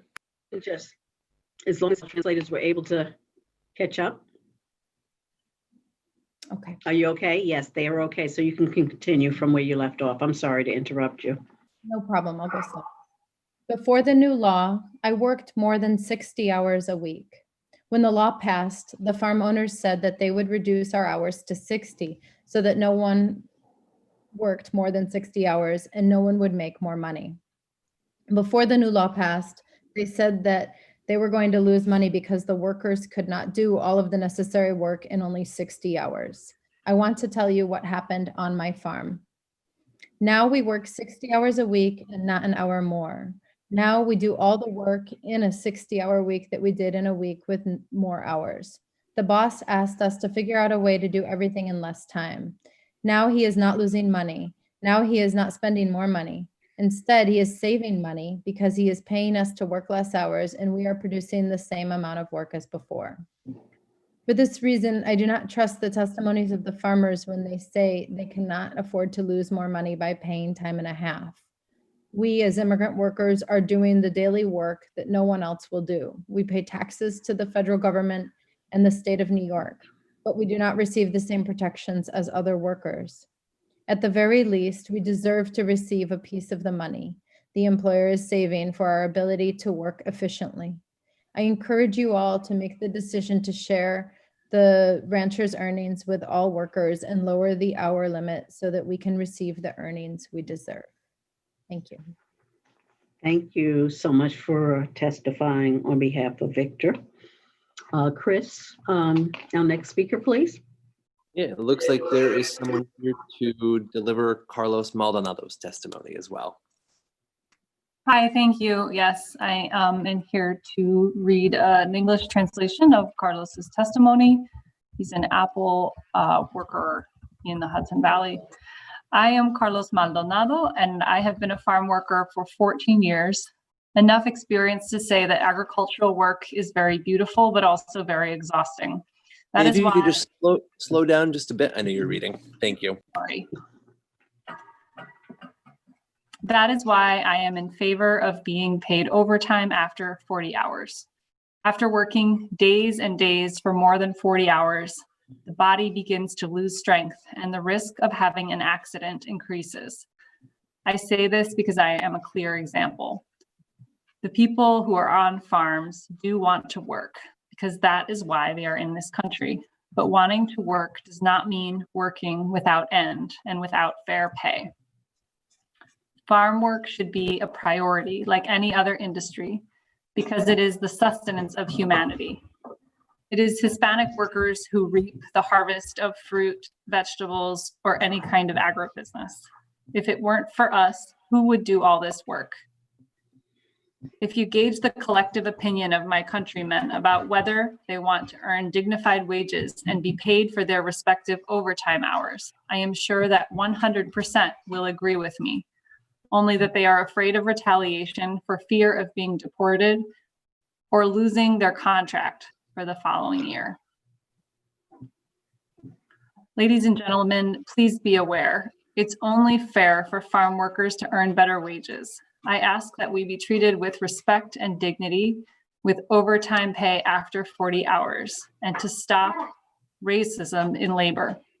In the 21st century, I cannot believe that we are still seen as a minority, knowing how much Latinos have done for this country and that without our labor, there would be a total collapse of agricultural production. Sorry, please do not. That there would be a total collapse of agricultural production. As I told you, I have more than 10 years working in the seasonal apple harvest and one in strawberries. And there are no machines or robots to replace the labor of this agribusiness. I ask you for better pay and for overtime to be paid after 40 hours. To change the world, my friend Sancho, is not madness nor utopia, but justice. A quote from Miguel de Cervantes. Thank you very much for your attention. I thank you for being available to testify on behalf of Carlos. Chris, if you can call the next speaker, please. Yes, our next speaker is Alex Walsh. And Alex, you've been unmuted and you may begin your testimony. Thank you, Chris, and thank you to the members of the Wage Board and Commissioner Reardon and all those attending tonight. My name is Alex Walsh. I am representing the Northeast Dairy Foods Association. We represent dairy processors, manufacturers, and distributors in the Northeast in New York, New Jersey, and all of New England. Our members are customers of the 4,000 dairy farms and producers in New York. As New York has navigated through the COVID pandemic, we still face health concerns, economic and financial hardships, high unemployment, and other uncertainties. Our food supply chain must remain strong and efficient as we saw issues at the beginning of the pandemic with our food supply chain. Reducing farm labor overtime threshold, we jeopardize the stability of our food supply chain. Farm laborers are essential employees, and the current global health crisis has certainly proved that we need them now more than ever. By reducing overtime limits, it will increase costs for farmers, producers, processors, manufacturers, and ultimately be passed down to the consumers. If the price of milk is increased due to the reduction in overtime threshold, processors and manufacturers may adjust operations to out-of-state milk suppliers or alter their operations in New York to reduce expenses. On the national arena, large chain retailers, schools, and other food services purchasing dairy products do so via contracts, which are usually binding for at least 1 year through a bidding process.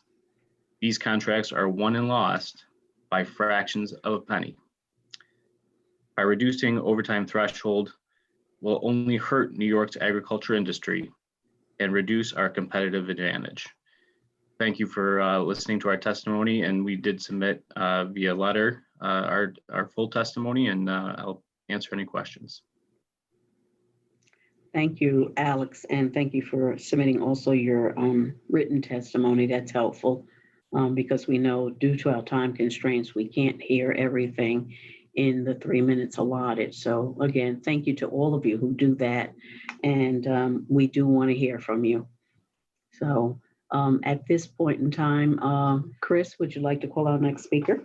I would love to call our next speaker. The next two individuals do not appear in the Zoom. So if they are here, if they could just click on raise hand. Todd Hyman and Jason Sonneville.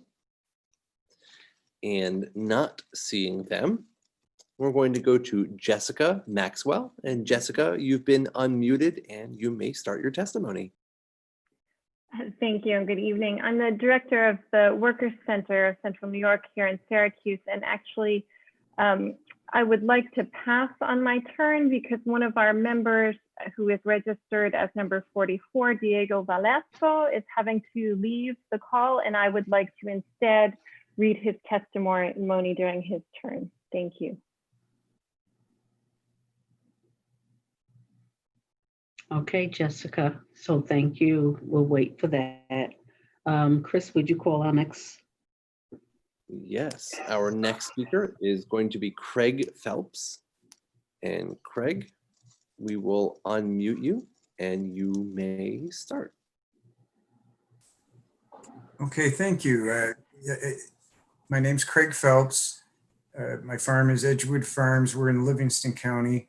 We farm about 4,000 acres of crops such as corn, soybeans, edible beans, processing beans, peas, wheat, and hay. I'm speaking against lowering the overtime threshold below 60 hours. In my opinion, this seems like a solution looking for a problem. I think at least in our case, I feel like we already take really good care of our employees and we pay them really well. I have several employees earning over $70,000 a year. We do provide health insurance for any of our employees who need it, that don't have a spouse that gets it through their work. We do have a simple IRA plan that we match to the max allowed by the law. We do not have any employees at minimum wage. All are above and most well above. And so I think we take really good care of our employees and they reciprocate with great efforts to make our business a success. I feel like our employment relationships are a win-win, for ourselves and our employees. And I also know that our employees are talented and I'm confident they would seek opportunities elsewhere if we didn't take good care of them. But, that said, our work schedule, growing crops, there's crunch seasons being the planting and the harvest season where, weather dictates what we can get done. And at times there's a lot of work to do in a short window of weather. And that makes it very, very difficult to schedule around these overtime laws. I'm saying we can live with the 60, we've made that work. But if it were reduced, it would get very, very difficult to figure out how to get this done, without breaking our budget. And honestly, I think that the way we work now, we have a very flexible schedule, and our employees tell us they appreciate that. When it's crunch time and there's a lot of work to do, they work long hours, make lots of money, and then if it's raining the next week, they take some time off, kick back, and enjoy time with their family. So I think this law, and especially reducing it, would actually hurt the employees as much as it would hurt us. So again, I think my final point would be that this And the other laws that I think John Muller mentioned early on that have come into place here recently would also put us at a distinct disadvantage against our competition in other states and internationally. So I thank you very much for hearing me. And that's all I have to say. Thank you. Craig, of your testimony. Chris, would you call our next speaker, please? Yes, and I do not see her here, but Mary Ellen Driscoll, if you could click on raise hand and we'll circle back to you. Otherwise, Joseph Canovas is going to be our next speaker. And Joe, we have unmuted you and you may begin. Great, thank you, I appreciate it. My name is Joe Canovas. I'm special counsel to the New York State AFL-CIO. I'd like to start by thanking Governor Cuomo, Commissioner Reardon, Wage Board Chair McDuffie, and Wage Board members Hughes and Fisher for holding these hearings and for adapting them to keep participants safe during the pandemic. I'd also like to thank the Department of Labor staff, who in addition to staffing these hearings are working tirelessly to protect and serve New York State's workers during this most difficult time. The New York State AFL-CIO is a statewide labor federation of approximately 3,000. Joe, if you could just slow down just a hair, we appreciate it. Sure. The New York State AFL-CIO is a statewide labor federation of approximately 3,000 local unions. Those unions represent 2.5 million workers and retirees and their families. And our members and leaders work in the private sector, the public sector, and the building trades in every corner of this state. The overtime threshold must be lowered to 40 hours per week. Anything less would continue the unacceptable exploitation of some of New York's most vulnerable workers. We are sympathetic to the farmers' plight, and we're keenly aware of the challenges that farms face. However, these challenges are not unique to agriculture. All industries in New York are facing similar economic realities. These pressures include the pandemic, consolidation of smaller firms, globalization, and technological advances, just to name a few. Workers in other impacted industries like manufacturing and retail earn overtime after 40 hours per week. We've heard much about other purportedly unique aspects of agriculture, specifically the seasonality and dependence on weather. While growers may work seasonally and be susceptible to weather, other areas of the industry, such as dairy and livestock, which by themselves account for better than 3/5 of the agriculture industry here in New York State, are year-round and much less dependent on weather. In fact, we heard that animal production has the highest share of workers who work 60 or more hours per week. Please also consider that other industries are seasonal and weather dependent, such as construction and tourism, just to name two. Workers in those industries earn overtime after 40 hours per week. There was a comment during an earlier hearing about the construction industry, and it went something about how crops can die, but freshly poured concrete cannot. The same way too much rain can kill a crop, too much rain can ruin concrete by preventing it from curing properly, requiring it to be broken up and discarded. There's also been great focus on migrant workers. And as I've learned in this process, we have a better count on the head of cattle we have in this state than the number of workers on farms. But as best I can determine, fewer than 14% of New York's farm workers are H-2A visa holders. And that's according to USDOL statistics and statistics taken from the Farm Bureau website. While we're talking about real numbers, I'd just like to put a few out there. The statewide average weekly wage in New York is $1,401.17. This includes full and part-time workers in that average. If you consider the Finger Lakes region, where we heard is the highest concentration of agriculture in this state, an agricultural worker can work for 60 hours and earn $708 per week. And as long as they're not H-2A workers, farm employers may legally reduce that amount by deducting for meals and lodging.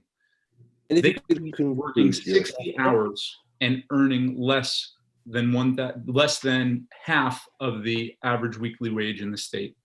And now I understand that many farms don't pay minimum wage. We've heard many folks come and testify that they pay more than minimum wage, but this is what is possible. And I'm sure there are some firms that do pay minimum wage. Before I finish, I would like to spend a moment on the farm labor Fair Labor Practices Act. While Michael read earlier from the legislative intent portion of the bill, the statutory text authorizing this wage board, which appears at Labor Law Section 674A, subsection 6, requires the consideration of only one factor, quote, existing overtime rates in similarly situated industries in New York State, unquote.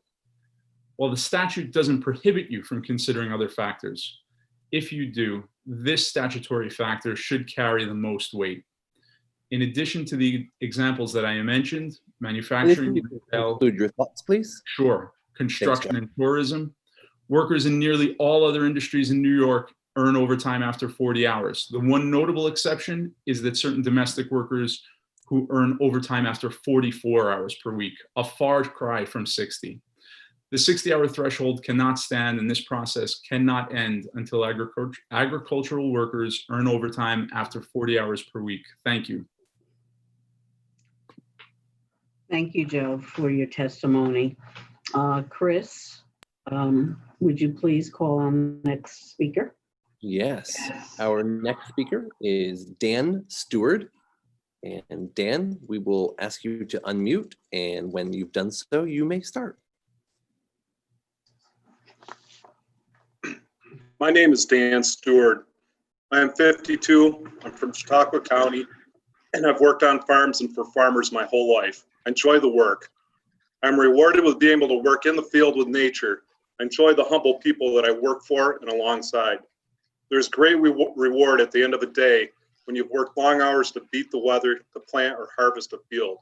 There's satisfaction in using the specialized skills that all of us who work in agriculture have gained, whether the person who's milking the cows, tying the grapes, running the tractor, or diagnosing a problem with an animal or a crop. Like all farm workers, I had other options for my career. I chose farming over other careers that maybe would have paid more. I could have become a dairy farmer myself. I could have joined my younger brother in taking over the family farm.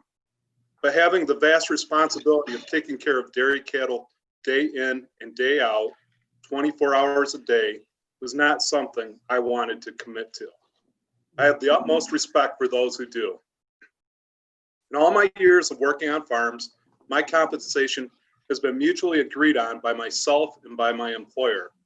I was never forced to work under certain terms that I did not agree with, even when I was a kid working on our family farm. That changed last year with the passing of this Labor Act. I'm now coerced to work under rules made by people who probably know virtually nothing about agriculture or operating a business, and definitely know nothing about me and the value that I bring to my employer. I didn't ask for time and a half overtime, and neither did anyone I work with. To be frank, I find it insulting that New York State thinks they can appoint a board to make a judgment on what is best for me and my employer, or anyone involved in agriculture for that matter. We are all individuals who are supposed to have the right to be able to make our own life choices, and we do. Mr. Fisher, you are the head of a farm lobbying group. I'm sure you understand how devastating lowering the overtime threshold will be in New York State to New York State's ag industry. However, you shouldn't have any say in how I get paid. Ms. McDuffie, I don't know a lot about the Buffalo Urban League, but I hear you're a nice person, and from what I can see online, looks like you've done a lot of good things. Thank you for your current concern for us farm workers. I'm sure you mean well. I don't know Mr. Hughes, but based on his career in union leadership, I guess he's supposed to be representing my interest. I have this to say to all of you: please stay out of my business. Thank you. Thank you, Dan, for your testimony. We appreciate hearing your voice, and we'll consider your thoughts. Chris, would you please call our next speaker? Yes, our next speaker is going to be Tanya Van Slyke. And Tanya, you may begin when ready. Okay, thank you, Chris. On behalf of our dairy farm families, I ask you this evening to support not lowering the 60-hour threshold. As many have testified at these hearings, it is too soon to make a recommendation of anything other than leaving the overtime threshold at 60 hours. Farming is weather dependent, as you've heard. We need years of financial data and documentation on how weather patterns impact overtime on our farms. Tanya, could you slow down just a hair? Sure, Chris. Our farms have not yet completed the 2020 growing season to provide you with a full year picture of the financial burden that this law has placed on farm workers and farm owners alike. You have been learning about the fact that dairy farmers are price takers. The price that we receive for our milk is determined by many factors dictated by the Federal Milk Market Order and our dairy cooperatives. Therefore, passing along increased labor costs for many farms, one of the highest costs of doing business, is not possible. So in challenging years like 2020, when farms are paid below the cost of production for their milk, meaning it costs more for a farm to produce their milk than the money that they get paid for that milk, it impacts the farm's ability to potentially stay in business. Farm workers are the key to the success of our businesses. They help care for our animals and our land. Therefore, it's in our best interest as farmers to pay our workers accordingly to their job description or level of responsibility on our farms. Many farm owners not only pay above minimum wages, as you've heard this evening, but provide other benefits like housing at no cost to workers, heat and electricity, housing stipends, insurance, and retirement packages, just to name a few. New York has very strict labor regulations and wage requirements when it comes to deduction, looking at New York 190. Because allowances have not been updated since 1992, farms must offer housing free of charge or they will be in violation of labor laws, as interpreted by the New York State Department of Labor. Together, farm owners, managers, and workers strive for continuous improvement. Programs like the Farmers Assuring Responsible Management, the FARM program on our national level, AWDC, the Ag Workforce Development Council in New York, and others are dedicated to ongoing workforce development. Designing best management practices, offering important owner and worker training to ensure continuous improvement in the areas of workforce development is a priority. Farm safety has been a priority in our industry for decades. In New York, we have both the New York Center for Agriculture, Medicine, and Health, Cornell Cooperative Extension, and actually many others who are dedicated to ongoing farm safety education. These programs are just a few examples of ongoing care and education that the industry provides to owners and workers alike. Many have shared tonight that it's important to our farm family owners to fairly compensate our workers. We work beside them, and we all need to care for each other. For consumers who care about how their food is produced, how workers are cared for that produce your food, I encourage you to support our New York farms, work with our New York farm owners, and work to encourage that the next generation stay in New York to farm. If farms continue to go out of business, as they have been in New York, then the food that we import will come to us from other states and other countries. This means that New York consumers will no longer have an impact on how their food is produced or how the workers are treated that produce your food. In closing, farms provide nutritious, wholesome foods. Farms in New York are economic drivers and job creators. We are part of the multiplier effect in supporting rural economies by supporting other local businesses. Agriculture is the backbone of rural economies. Please do not lower the threshold.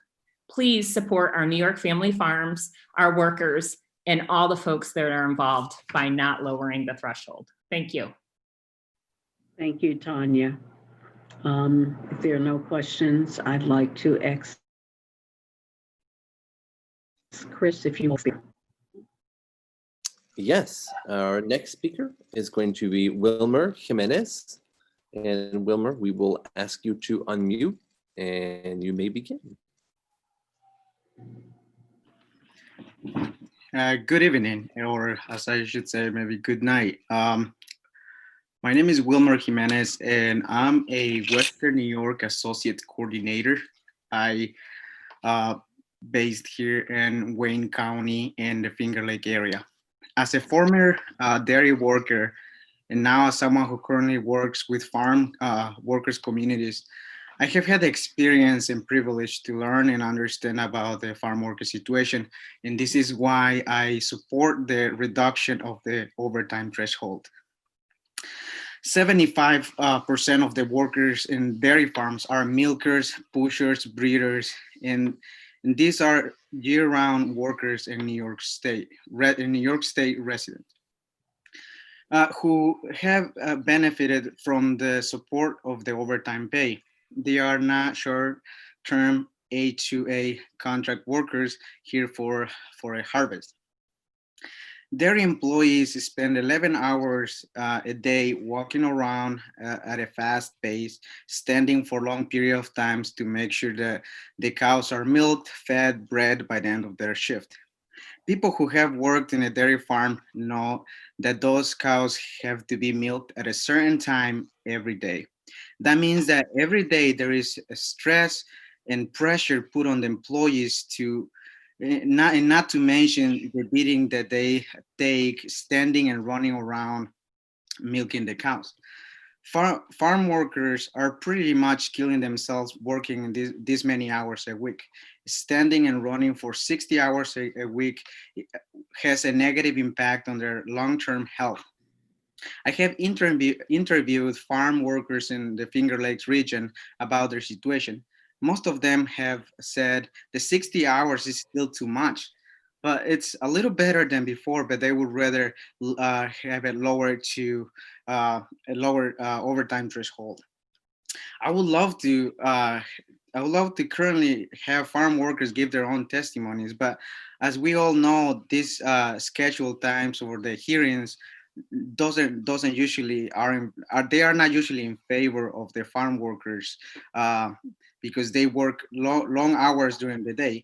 If we want to hear the voice of farm workers, let's make sure that the hearings are scheduled at a time the best works for them, and which, as we know, it is still after an 11 or 12-hour work shift.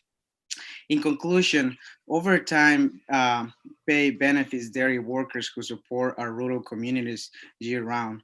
I support the reduction of the threshold overtime, and I ask the board to please take this in consideration. Thank you. Thank you so much, Wilmer. And I, again, encourage anyone to submit any written testimony, or if it's a recorded testimony that you want to get to the board, please help us make sure we hear the voices of as many individuals as possible through this process. With that, Chris, would you please call our next speaker? Our next speaker will be Crispin Hernandez. And Crispin, we will unmute you and you may start.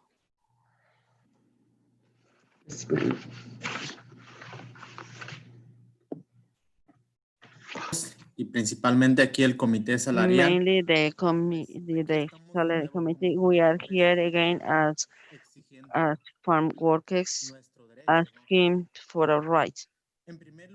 First of all, I want to remark that the lay benefit to all the farm workers for more than 80 years. We earn this lay that is our basic rights as farm workers. I would like to remark something very important. For many decades, our brothers and sisters, African Americans, were exploited. They live like slaves,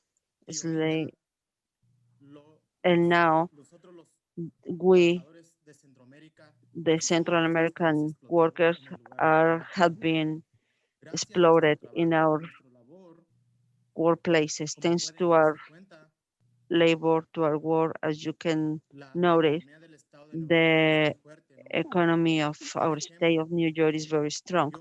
As an example, I heard that here always then mention that is going to impact the economy of the state, and that is not true. The labor, it doesn't matter the weather. We work year round. It's something very historical that we are living this year, even doesn't matter in the pandemic, the farm workers, they are risking their lives working every day, and that's what we have food in our tables right now. I want to talk about two issues about the permanent workers living here and the ghost workers with the visa. As we can understand, nowadays, the permanent workers who live here, we work every day. And this is exploitation, labor exploitation. That's why we want that the overtime decreases.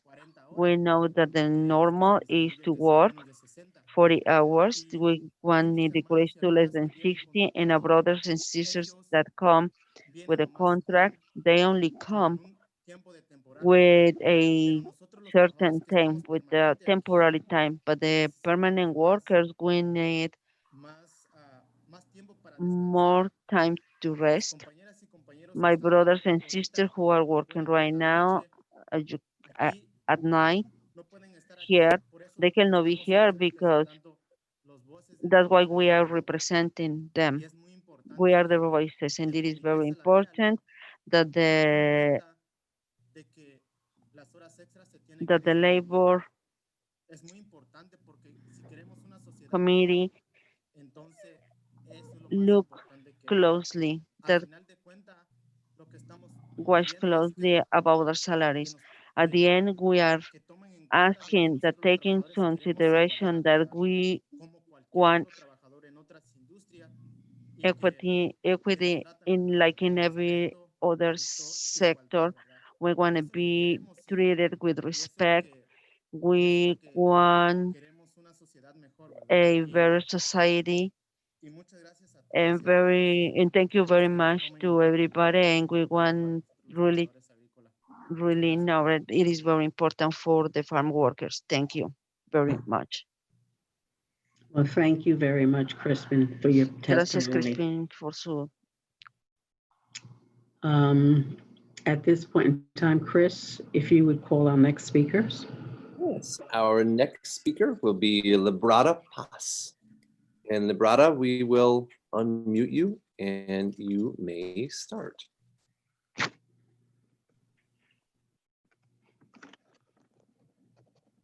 Okay.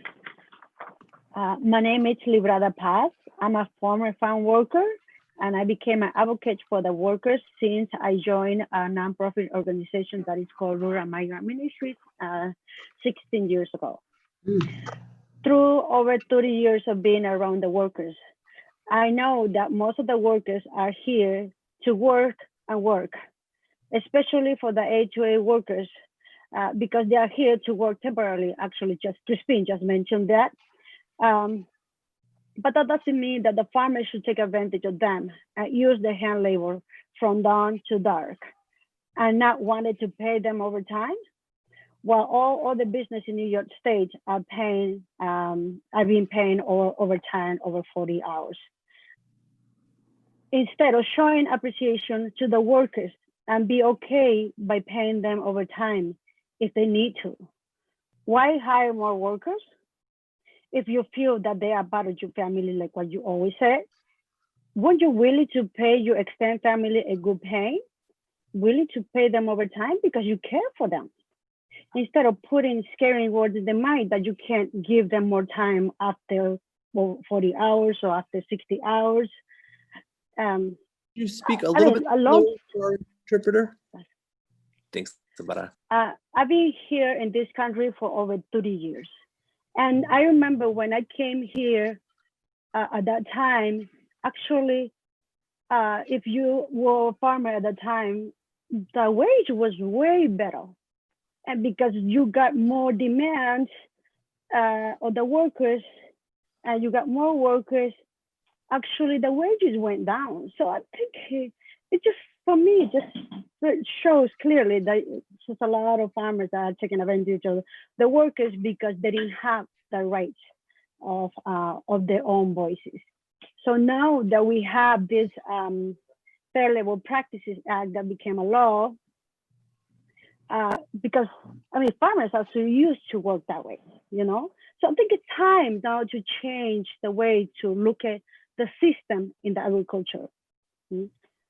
So for that, I don't know, I'm also get so kind of, can't understand that why farmers are saying that they rather wanted to invest on robust machineries instead of investing on the work and the workers then, like willing to pay them because they're there for you. And I don't understand why you could visualize invest a huge amount of money getting those robotics and not be able to visualize to pay those workers that could have been vulnerable for you. And so for that reason, I actually just can't understand the excuse of not be able to pay in overtime. So definitely, if you are gonna use the high tech during the transformation of your high tech, you could definitely invest those money to your workers by paying them overtime. Actually workers, they are so vulnerable that they're willing to even work for you those 2-3 hours for free without even complaining. Basically, and also the last thing that I wanted to mention is that because it's not lack of workers, because those of you who hire the HOA workers, you are simply just replace them by one on another if one doesn't come, or you know, if somebody is slow, you just always replace them, because there's a lot of workers that wanted to come, and why not local citizens are willing to work? So we got to think about that. Thank you so much. Thank you, Librada. Chris, do we have any additional speakers? Yes, I think we have about 6 signed up. So our next speaker is going to be, I believe we're going to go back to Jessica Maxwell, who is going to be delivering testimony on behalf of Diego Balasco. Yes, thank you. So I am reading Diego's testimony. I'm Diego. I'm a worker in a dairy farm in the North Country. I've been working with cows for 14 years. I feel very proud that in this time of crisis, we have not stopped producing milk. For a long time, I've realized that no one wants to do the work that we are doing because it's hard work. The night shifts, the cold, the heat. We endure it because we like to work. I believe that we deserve to be paid for overtime after 40 hours. And I wrote my testimony because I was having problems with the call. And just for my part at the end, as I mentioned, I'm the director of the Workers Center here in Syracuse, New York. And I feel confident that the Wage Board is going to carefully consider all of the testimony that's been presented. But I hope you might also consider all of the potential testimony that has not been presented for lack of access to technology, such as high-speed internet or unlimited data, or for lack of free time, as we know by the very nature of this hearing, that many farm workers and indeed farmers are working 12-hour shifts, 5, 6, 7 days a week. And also, as has been mentioned, for fear of reprisal. So I thank you for your time, and I hope you can carefully consider all of the factors and complexity of this issue. Thank you, Jessica. I make a commitment to you on behalf of my colleagues on the board.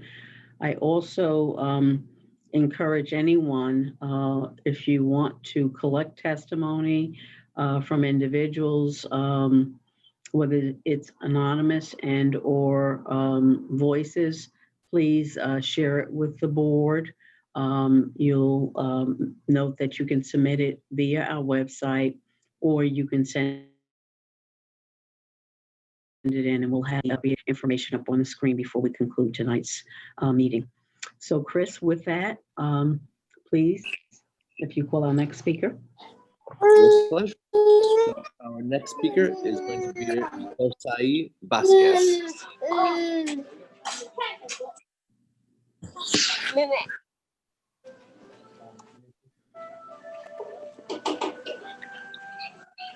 And you may start.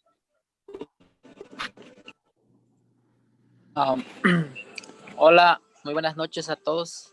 Good evening, everyone. My name is Versailles Vasquez. Well, I work in a milk farm. I've been working 14 years in the milk industry, and thank God in these days of pandemic, we haven't stopped working. We continue working, producing milk for everybody to have a glass of milk at your table. And we're proud of doing this work. You know, it's a heavy job, difficult. Waking up every morning at 4 o'clock in the morning is very difficult. And at night, get out of work tired with very little time to have fun with your family and your children. I have my family here. And I agree to reduce the threshold from 60 to 40 hours. It would be very good for us, for those of us who have our families here, so that we can share with our families. And that's my short testimony. I'm proud, we're proud to work in the milk industry, that it's a honest, hard work. Not many people are willing to do it, but we are here doing the work, being proud. We're hardworking people, and we only come to this country to work, to earn our living, and to provide a better future to our children. And thank you for the time. And this is my testimony. I hope that everybody can listen to me. Thank you. Thank you, Mr. Vasquez, and I thank you for your testimony. We are listening to you. And so, questions. Chris, would you like to call our next speaker? Yes, and I do not see him here, but Miguel Hernandez, if you can click raise hand, we will call upon you.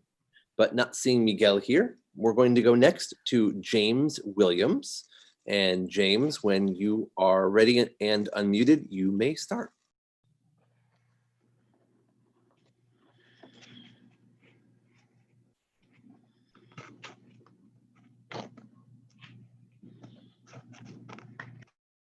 James, if you can click on unmute, let me see you there.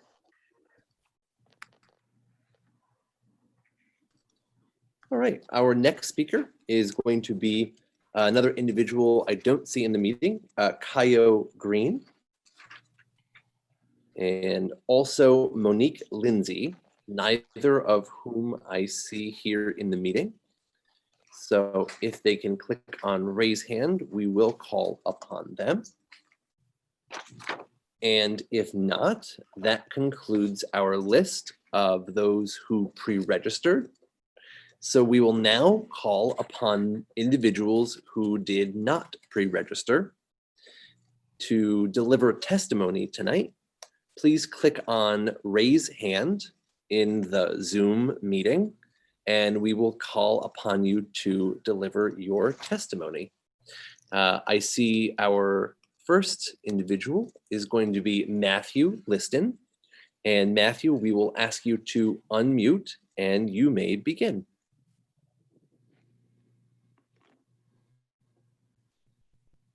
Good evening.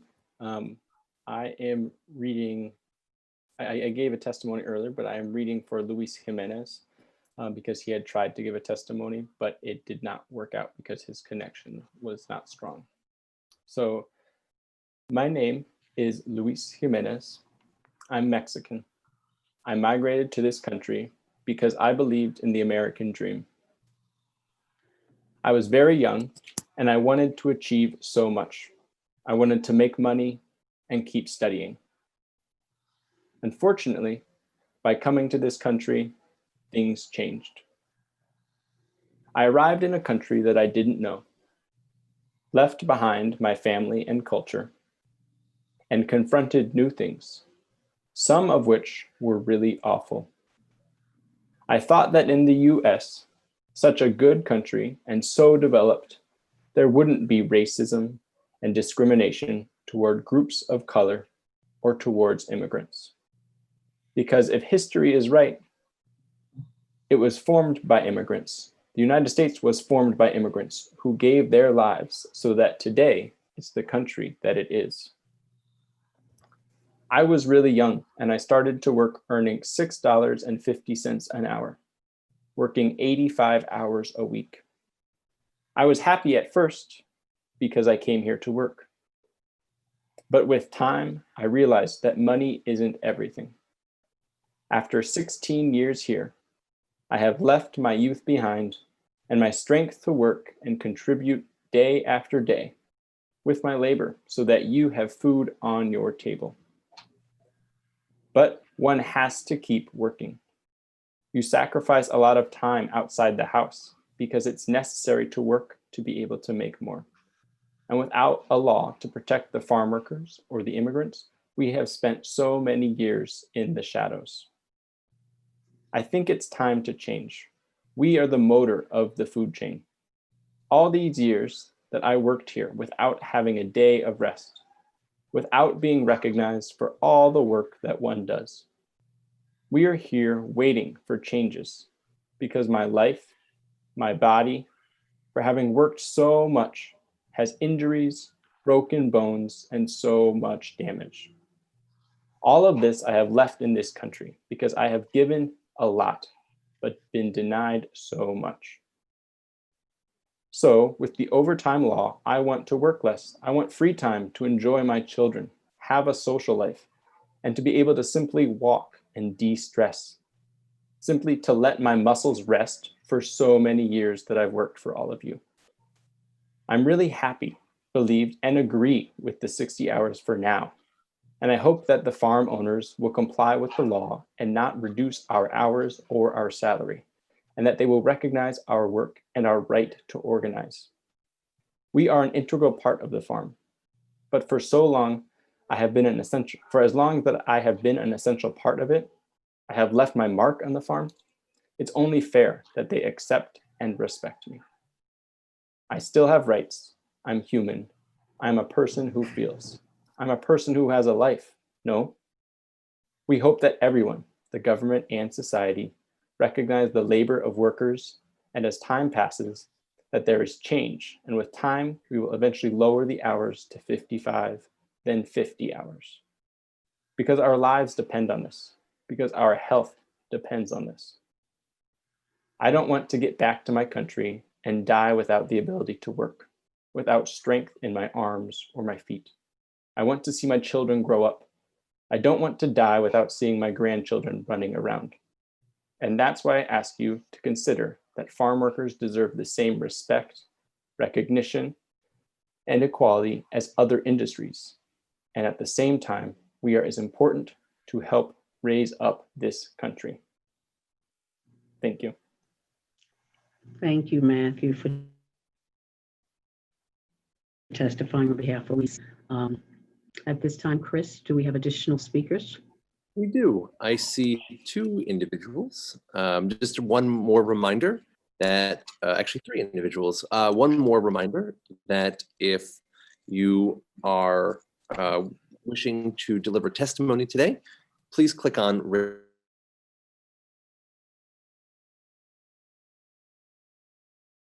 you. Our next individual, who I think we missed, is going to be James Williams. And James, we'll ask you to unmute yourself. Hello. Apologies for the issues before. I was actually not prepared for a testify, but this is a very passionate subject for myself and my family. So I would like to contribute a testimony, and I will later write a written testimony for the board's review. So I grew up in upstate New York in Wayne County. Our farm does vegetables and fruit crops throughout the year. I grew up on the family farm and spent significant time with our immigrant workers. We have 10 to 15 immigrant workers throughout the year. We do have demand throughout the year, consistent demand for workers, but we also have a seasonal spike during harvest season in which we need to bring in additional workers to help get our crops off and packed for consumers. So my biggest concern is that in many of these testimonies, we're looking at planned or scheduled work the same way as seasonal work, and that cannot be taken into account the same way. If we look specifically at our apple crop in New York State, the whole crop has to be picked within 3 months, 3 to 4 months, and it is very much weather dependent when we can go in and pick that crop. I've spent time, I've worked for retailers, national retailers, and have been very concerned for the industry in New York being uncompetitive against outside competitors of the state. We have significant disadvantages with labor, and being born and raised in this industry, I am fearful that my career going forward in produce could be affected, and we would not be able to produce local produce for our residents in New York State. So that is my testimony, and I will submit a written testimony later on for the board to review. Thank you. Thank you so much, James, for stepping forward and providing us your testimony. Chris, if you'd like to call on our next speaker. I would love to. Beth Marriott is going to be our next speaker. And Beth, we've unmuted you and you may start. Good evening. I'm Beth Marriott. I'm the owner at Marriott Orchards. I'm operating without video because I have very limited internet bandwidth, and I know that the video degrades the quality of your being able to hear me. I'm in favor of the position to keep the 60-hour overtime threshold for farm workers. Our orchards are located in the Finger Lakes region, and we produce apples for the fresh market. I have both year-round and seasonal harvest employees. Weather does play a big factor in which days are scheduled for harvest, our spray schedules, or for winter pruning. Spray schedules are not only dependent on precipitation things, it also is a matter of, is the ground too soft for the spray rig to navigate safely in the orchard, or do we have too much wind to be able to apply spray? During this year, it has been common to have our workers with more than 50 hours in 1 week, but less than 40 the following week in order to work around these weather factors. And labor is a major component of the cost of production in fresh fruit. H2A adverse effect wage rate makes costs even higher than the New York State minimum wage. Having to pay overtime on a threshold of weekly hours below 60 hours for farm work may make the difference between a sustainable or an unprofitable farm business. Currently, we're in our first harvest with the 60-hour threshold. That is not enough experience with such a threshold to even consider a factor like lowering it below 60 hours. It's not enough experience because the variation of harvest from year to year is quite high. COVID-19 precautions and costs are mandated this year on top of adverse effect wage rate. The impact of COVID-19 on fresh fruit prices is not entirely known yet. In conclusion, my position is to keep the 60-hour overtime threshold for farm workers. Thank you very much, Beth, for your testimony. Chris, do we have any more? We do. There is one additional individual, Jessica Maxwell. We'll ask you to unmute yourself and you may begin. Thank you. And I will be reading the testimony of Miguel Hernandez, who was registered but also had difficulty entering the call. My name is Miguel Hernandez. I'm an agricultural worker.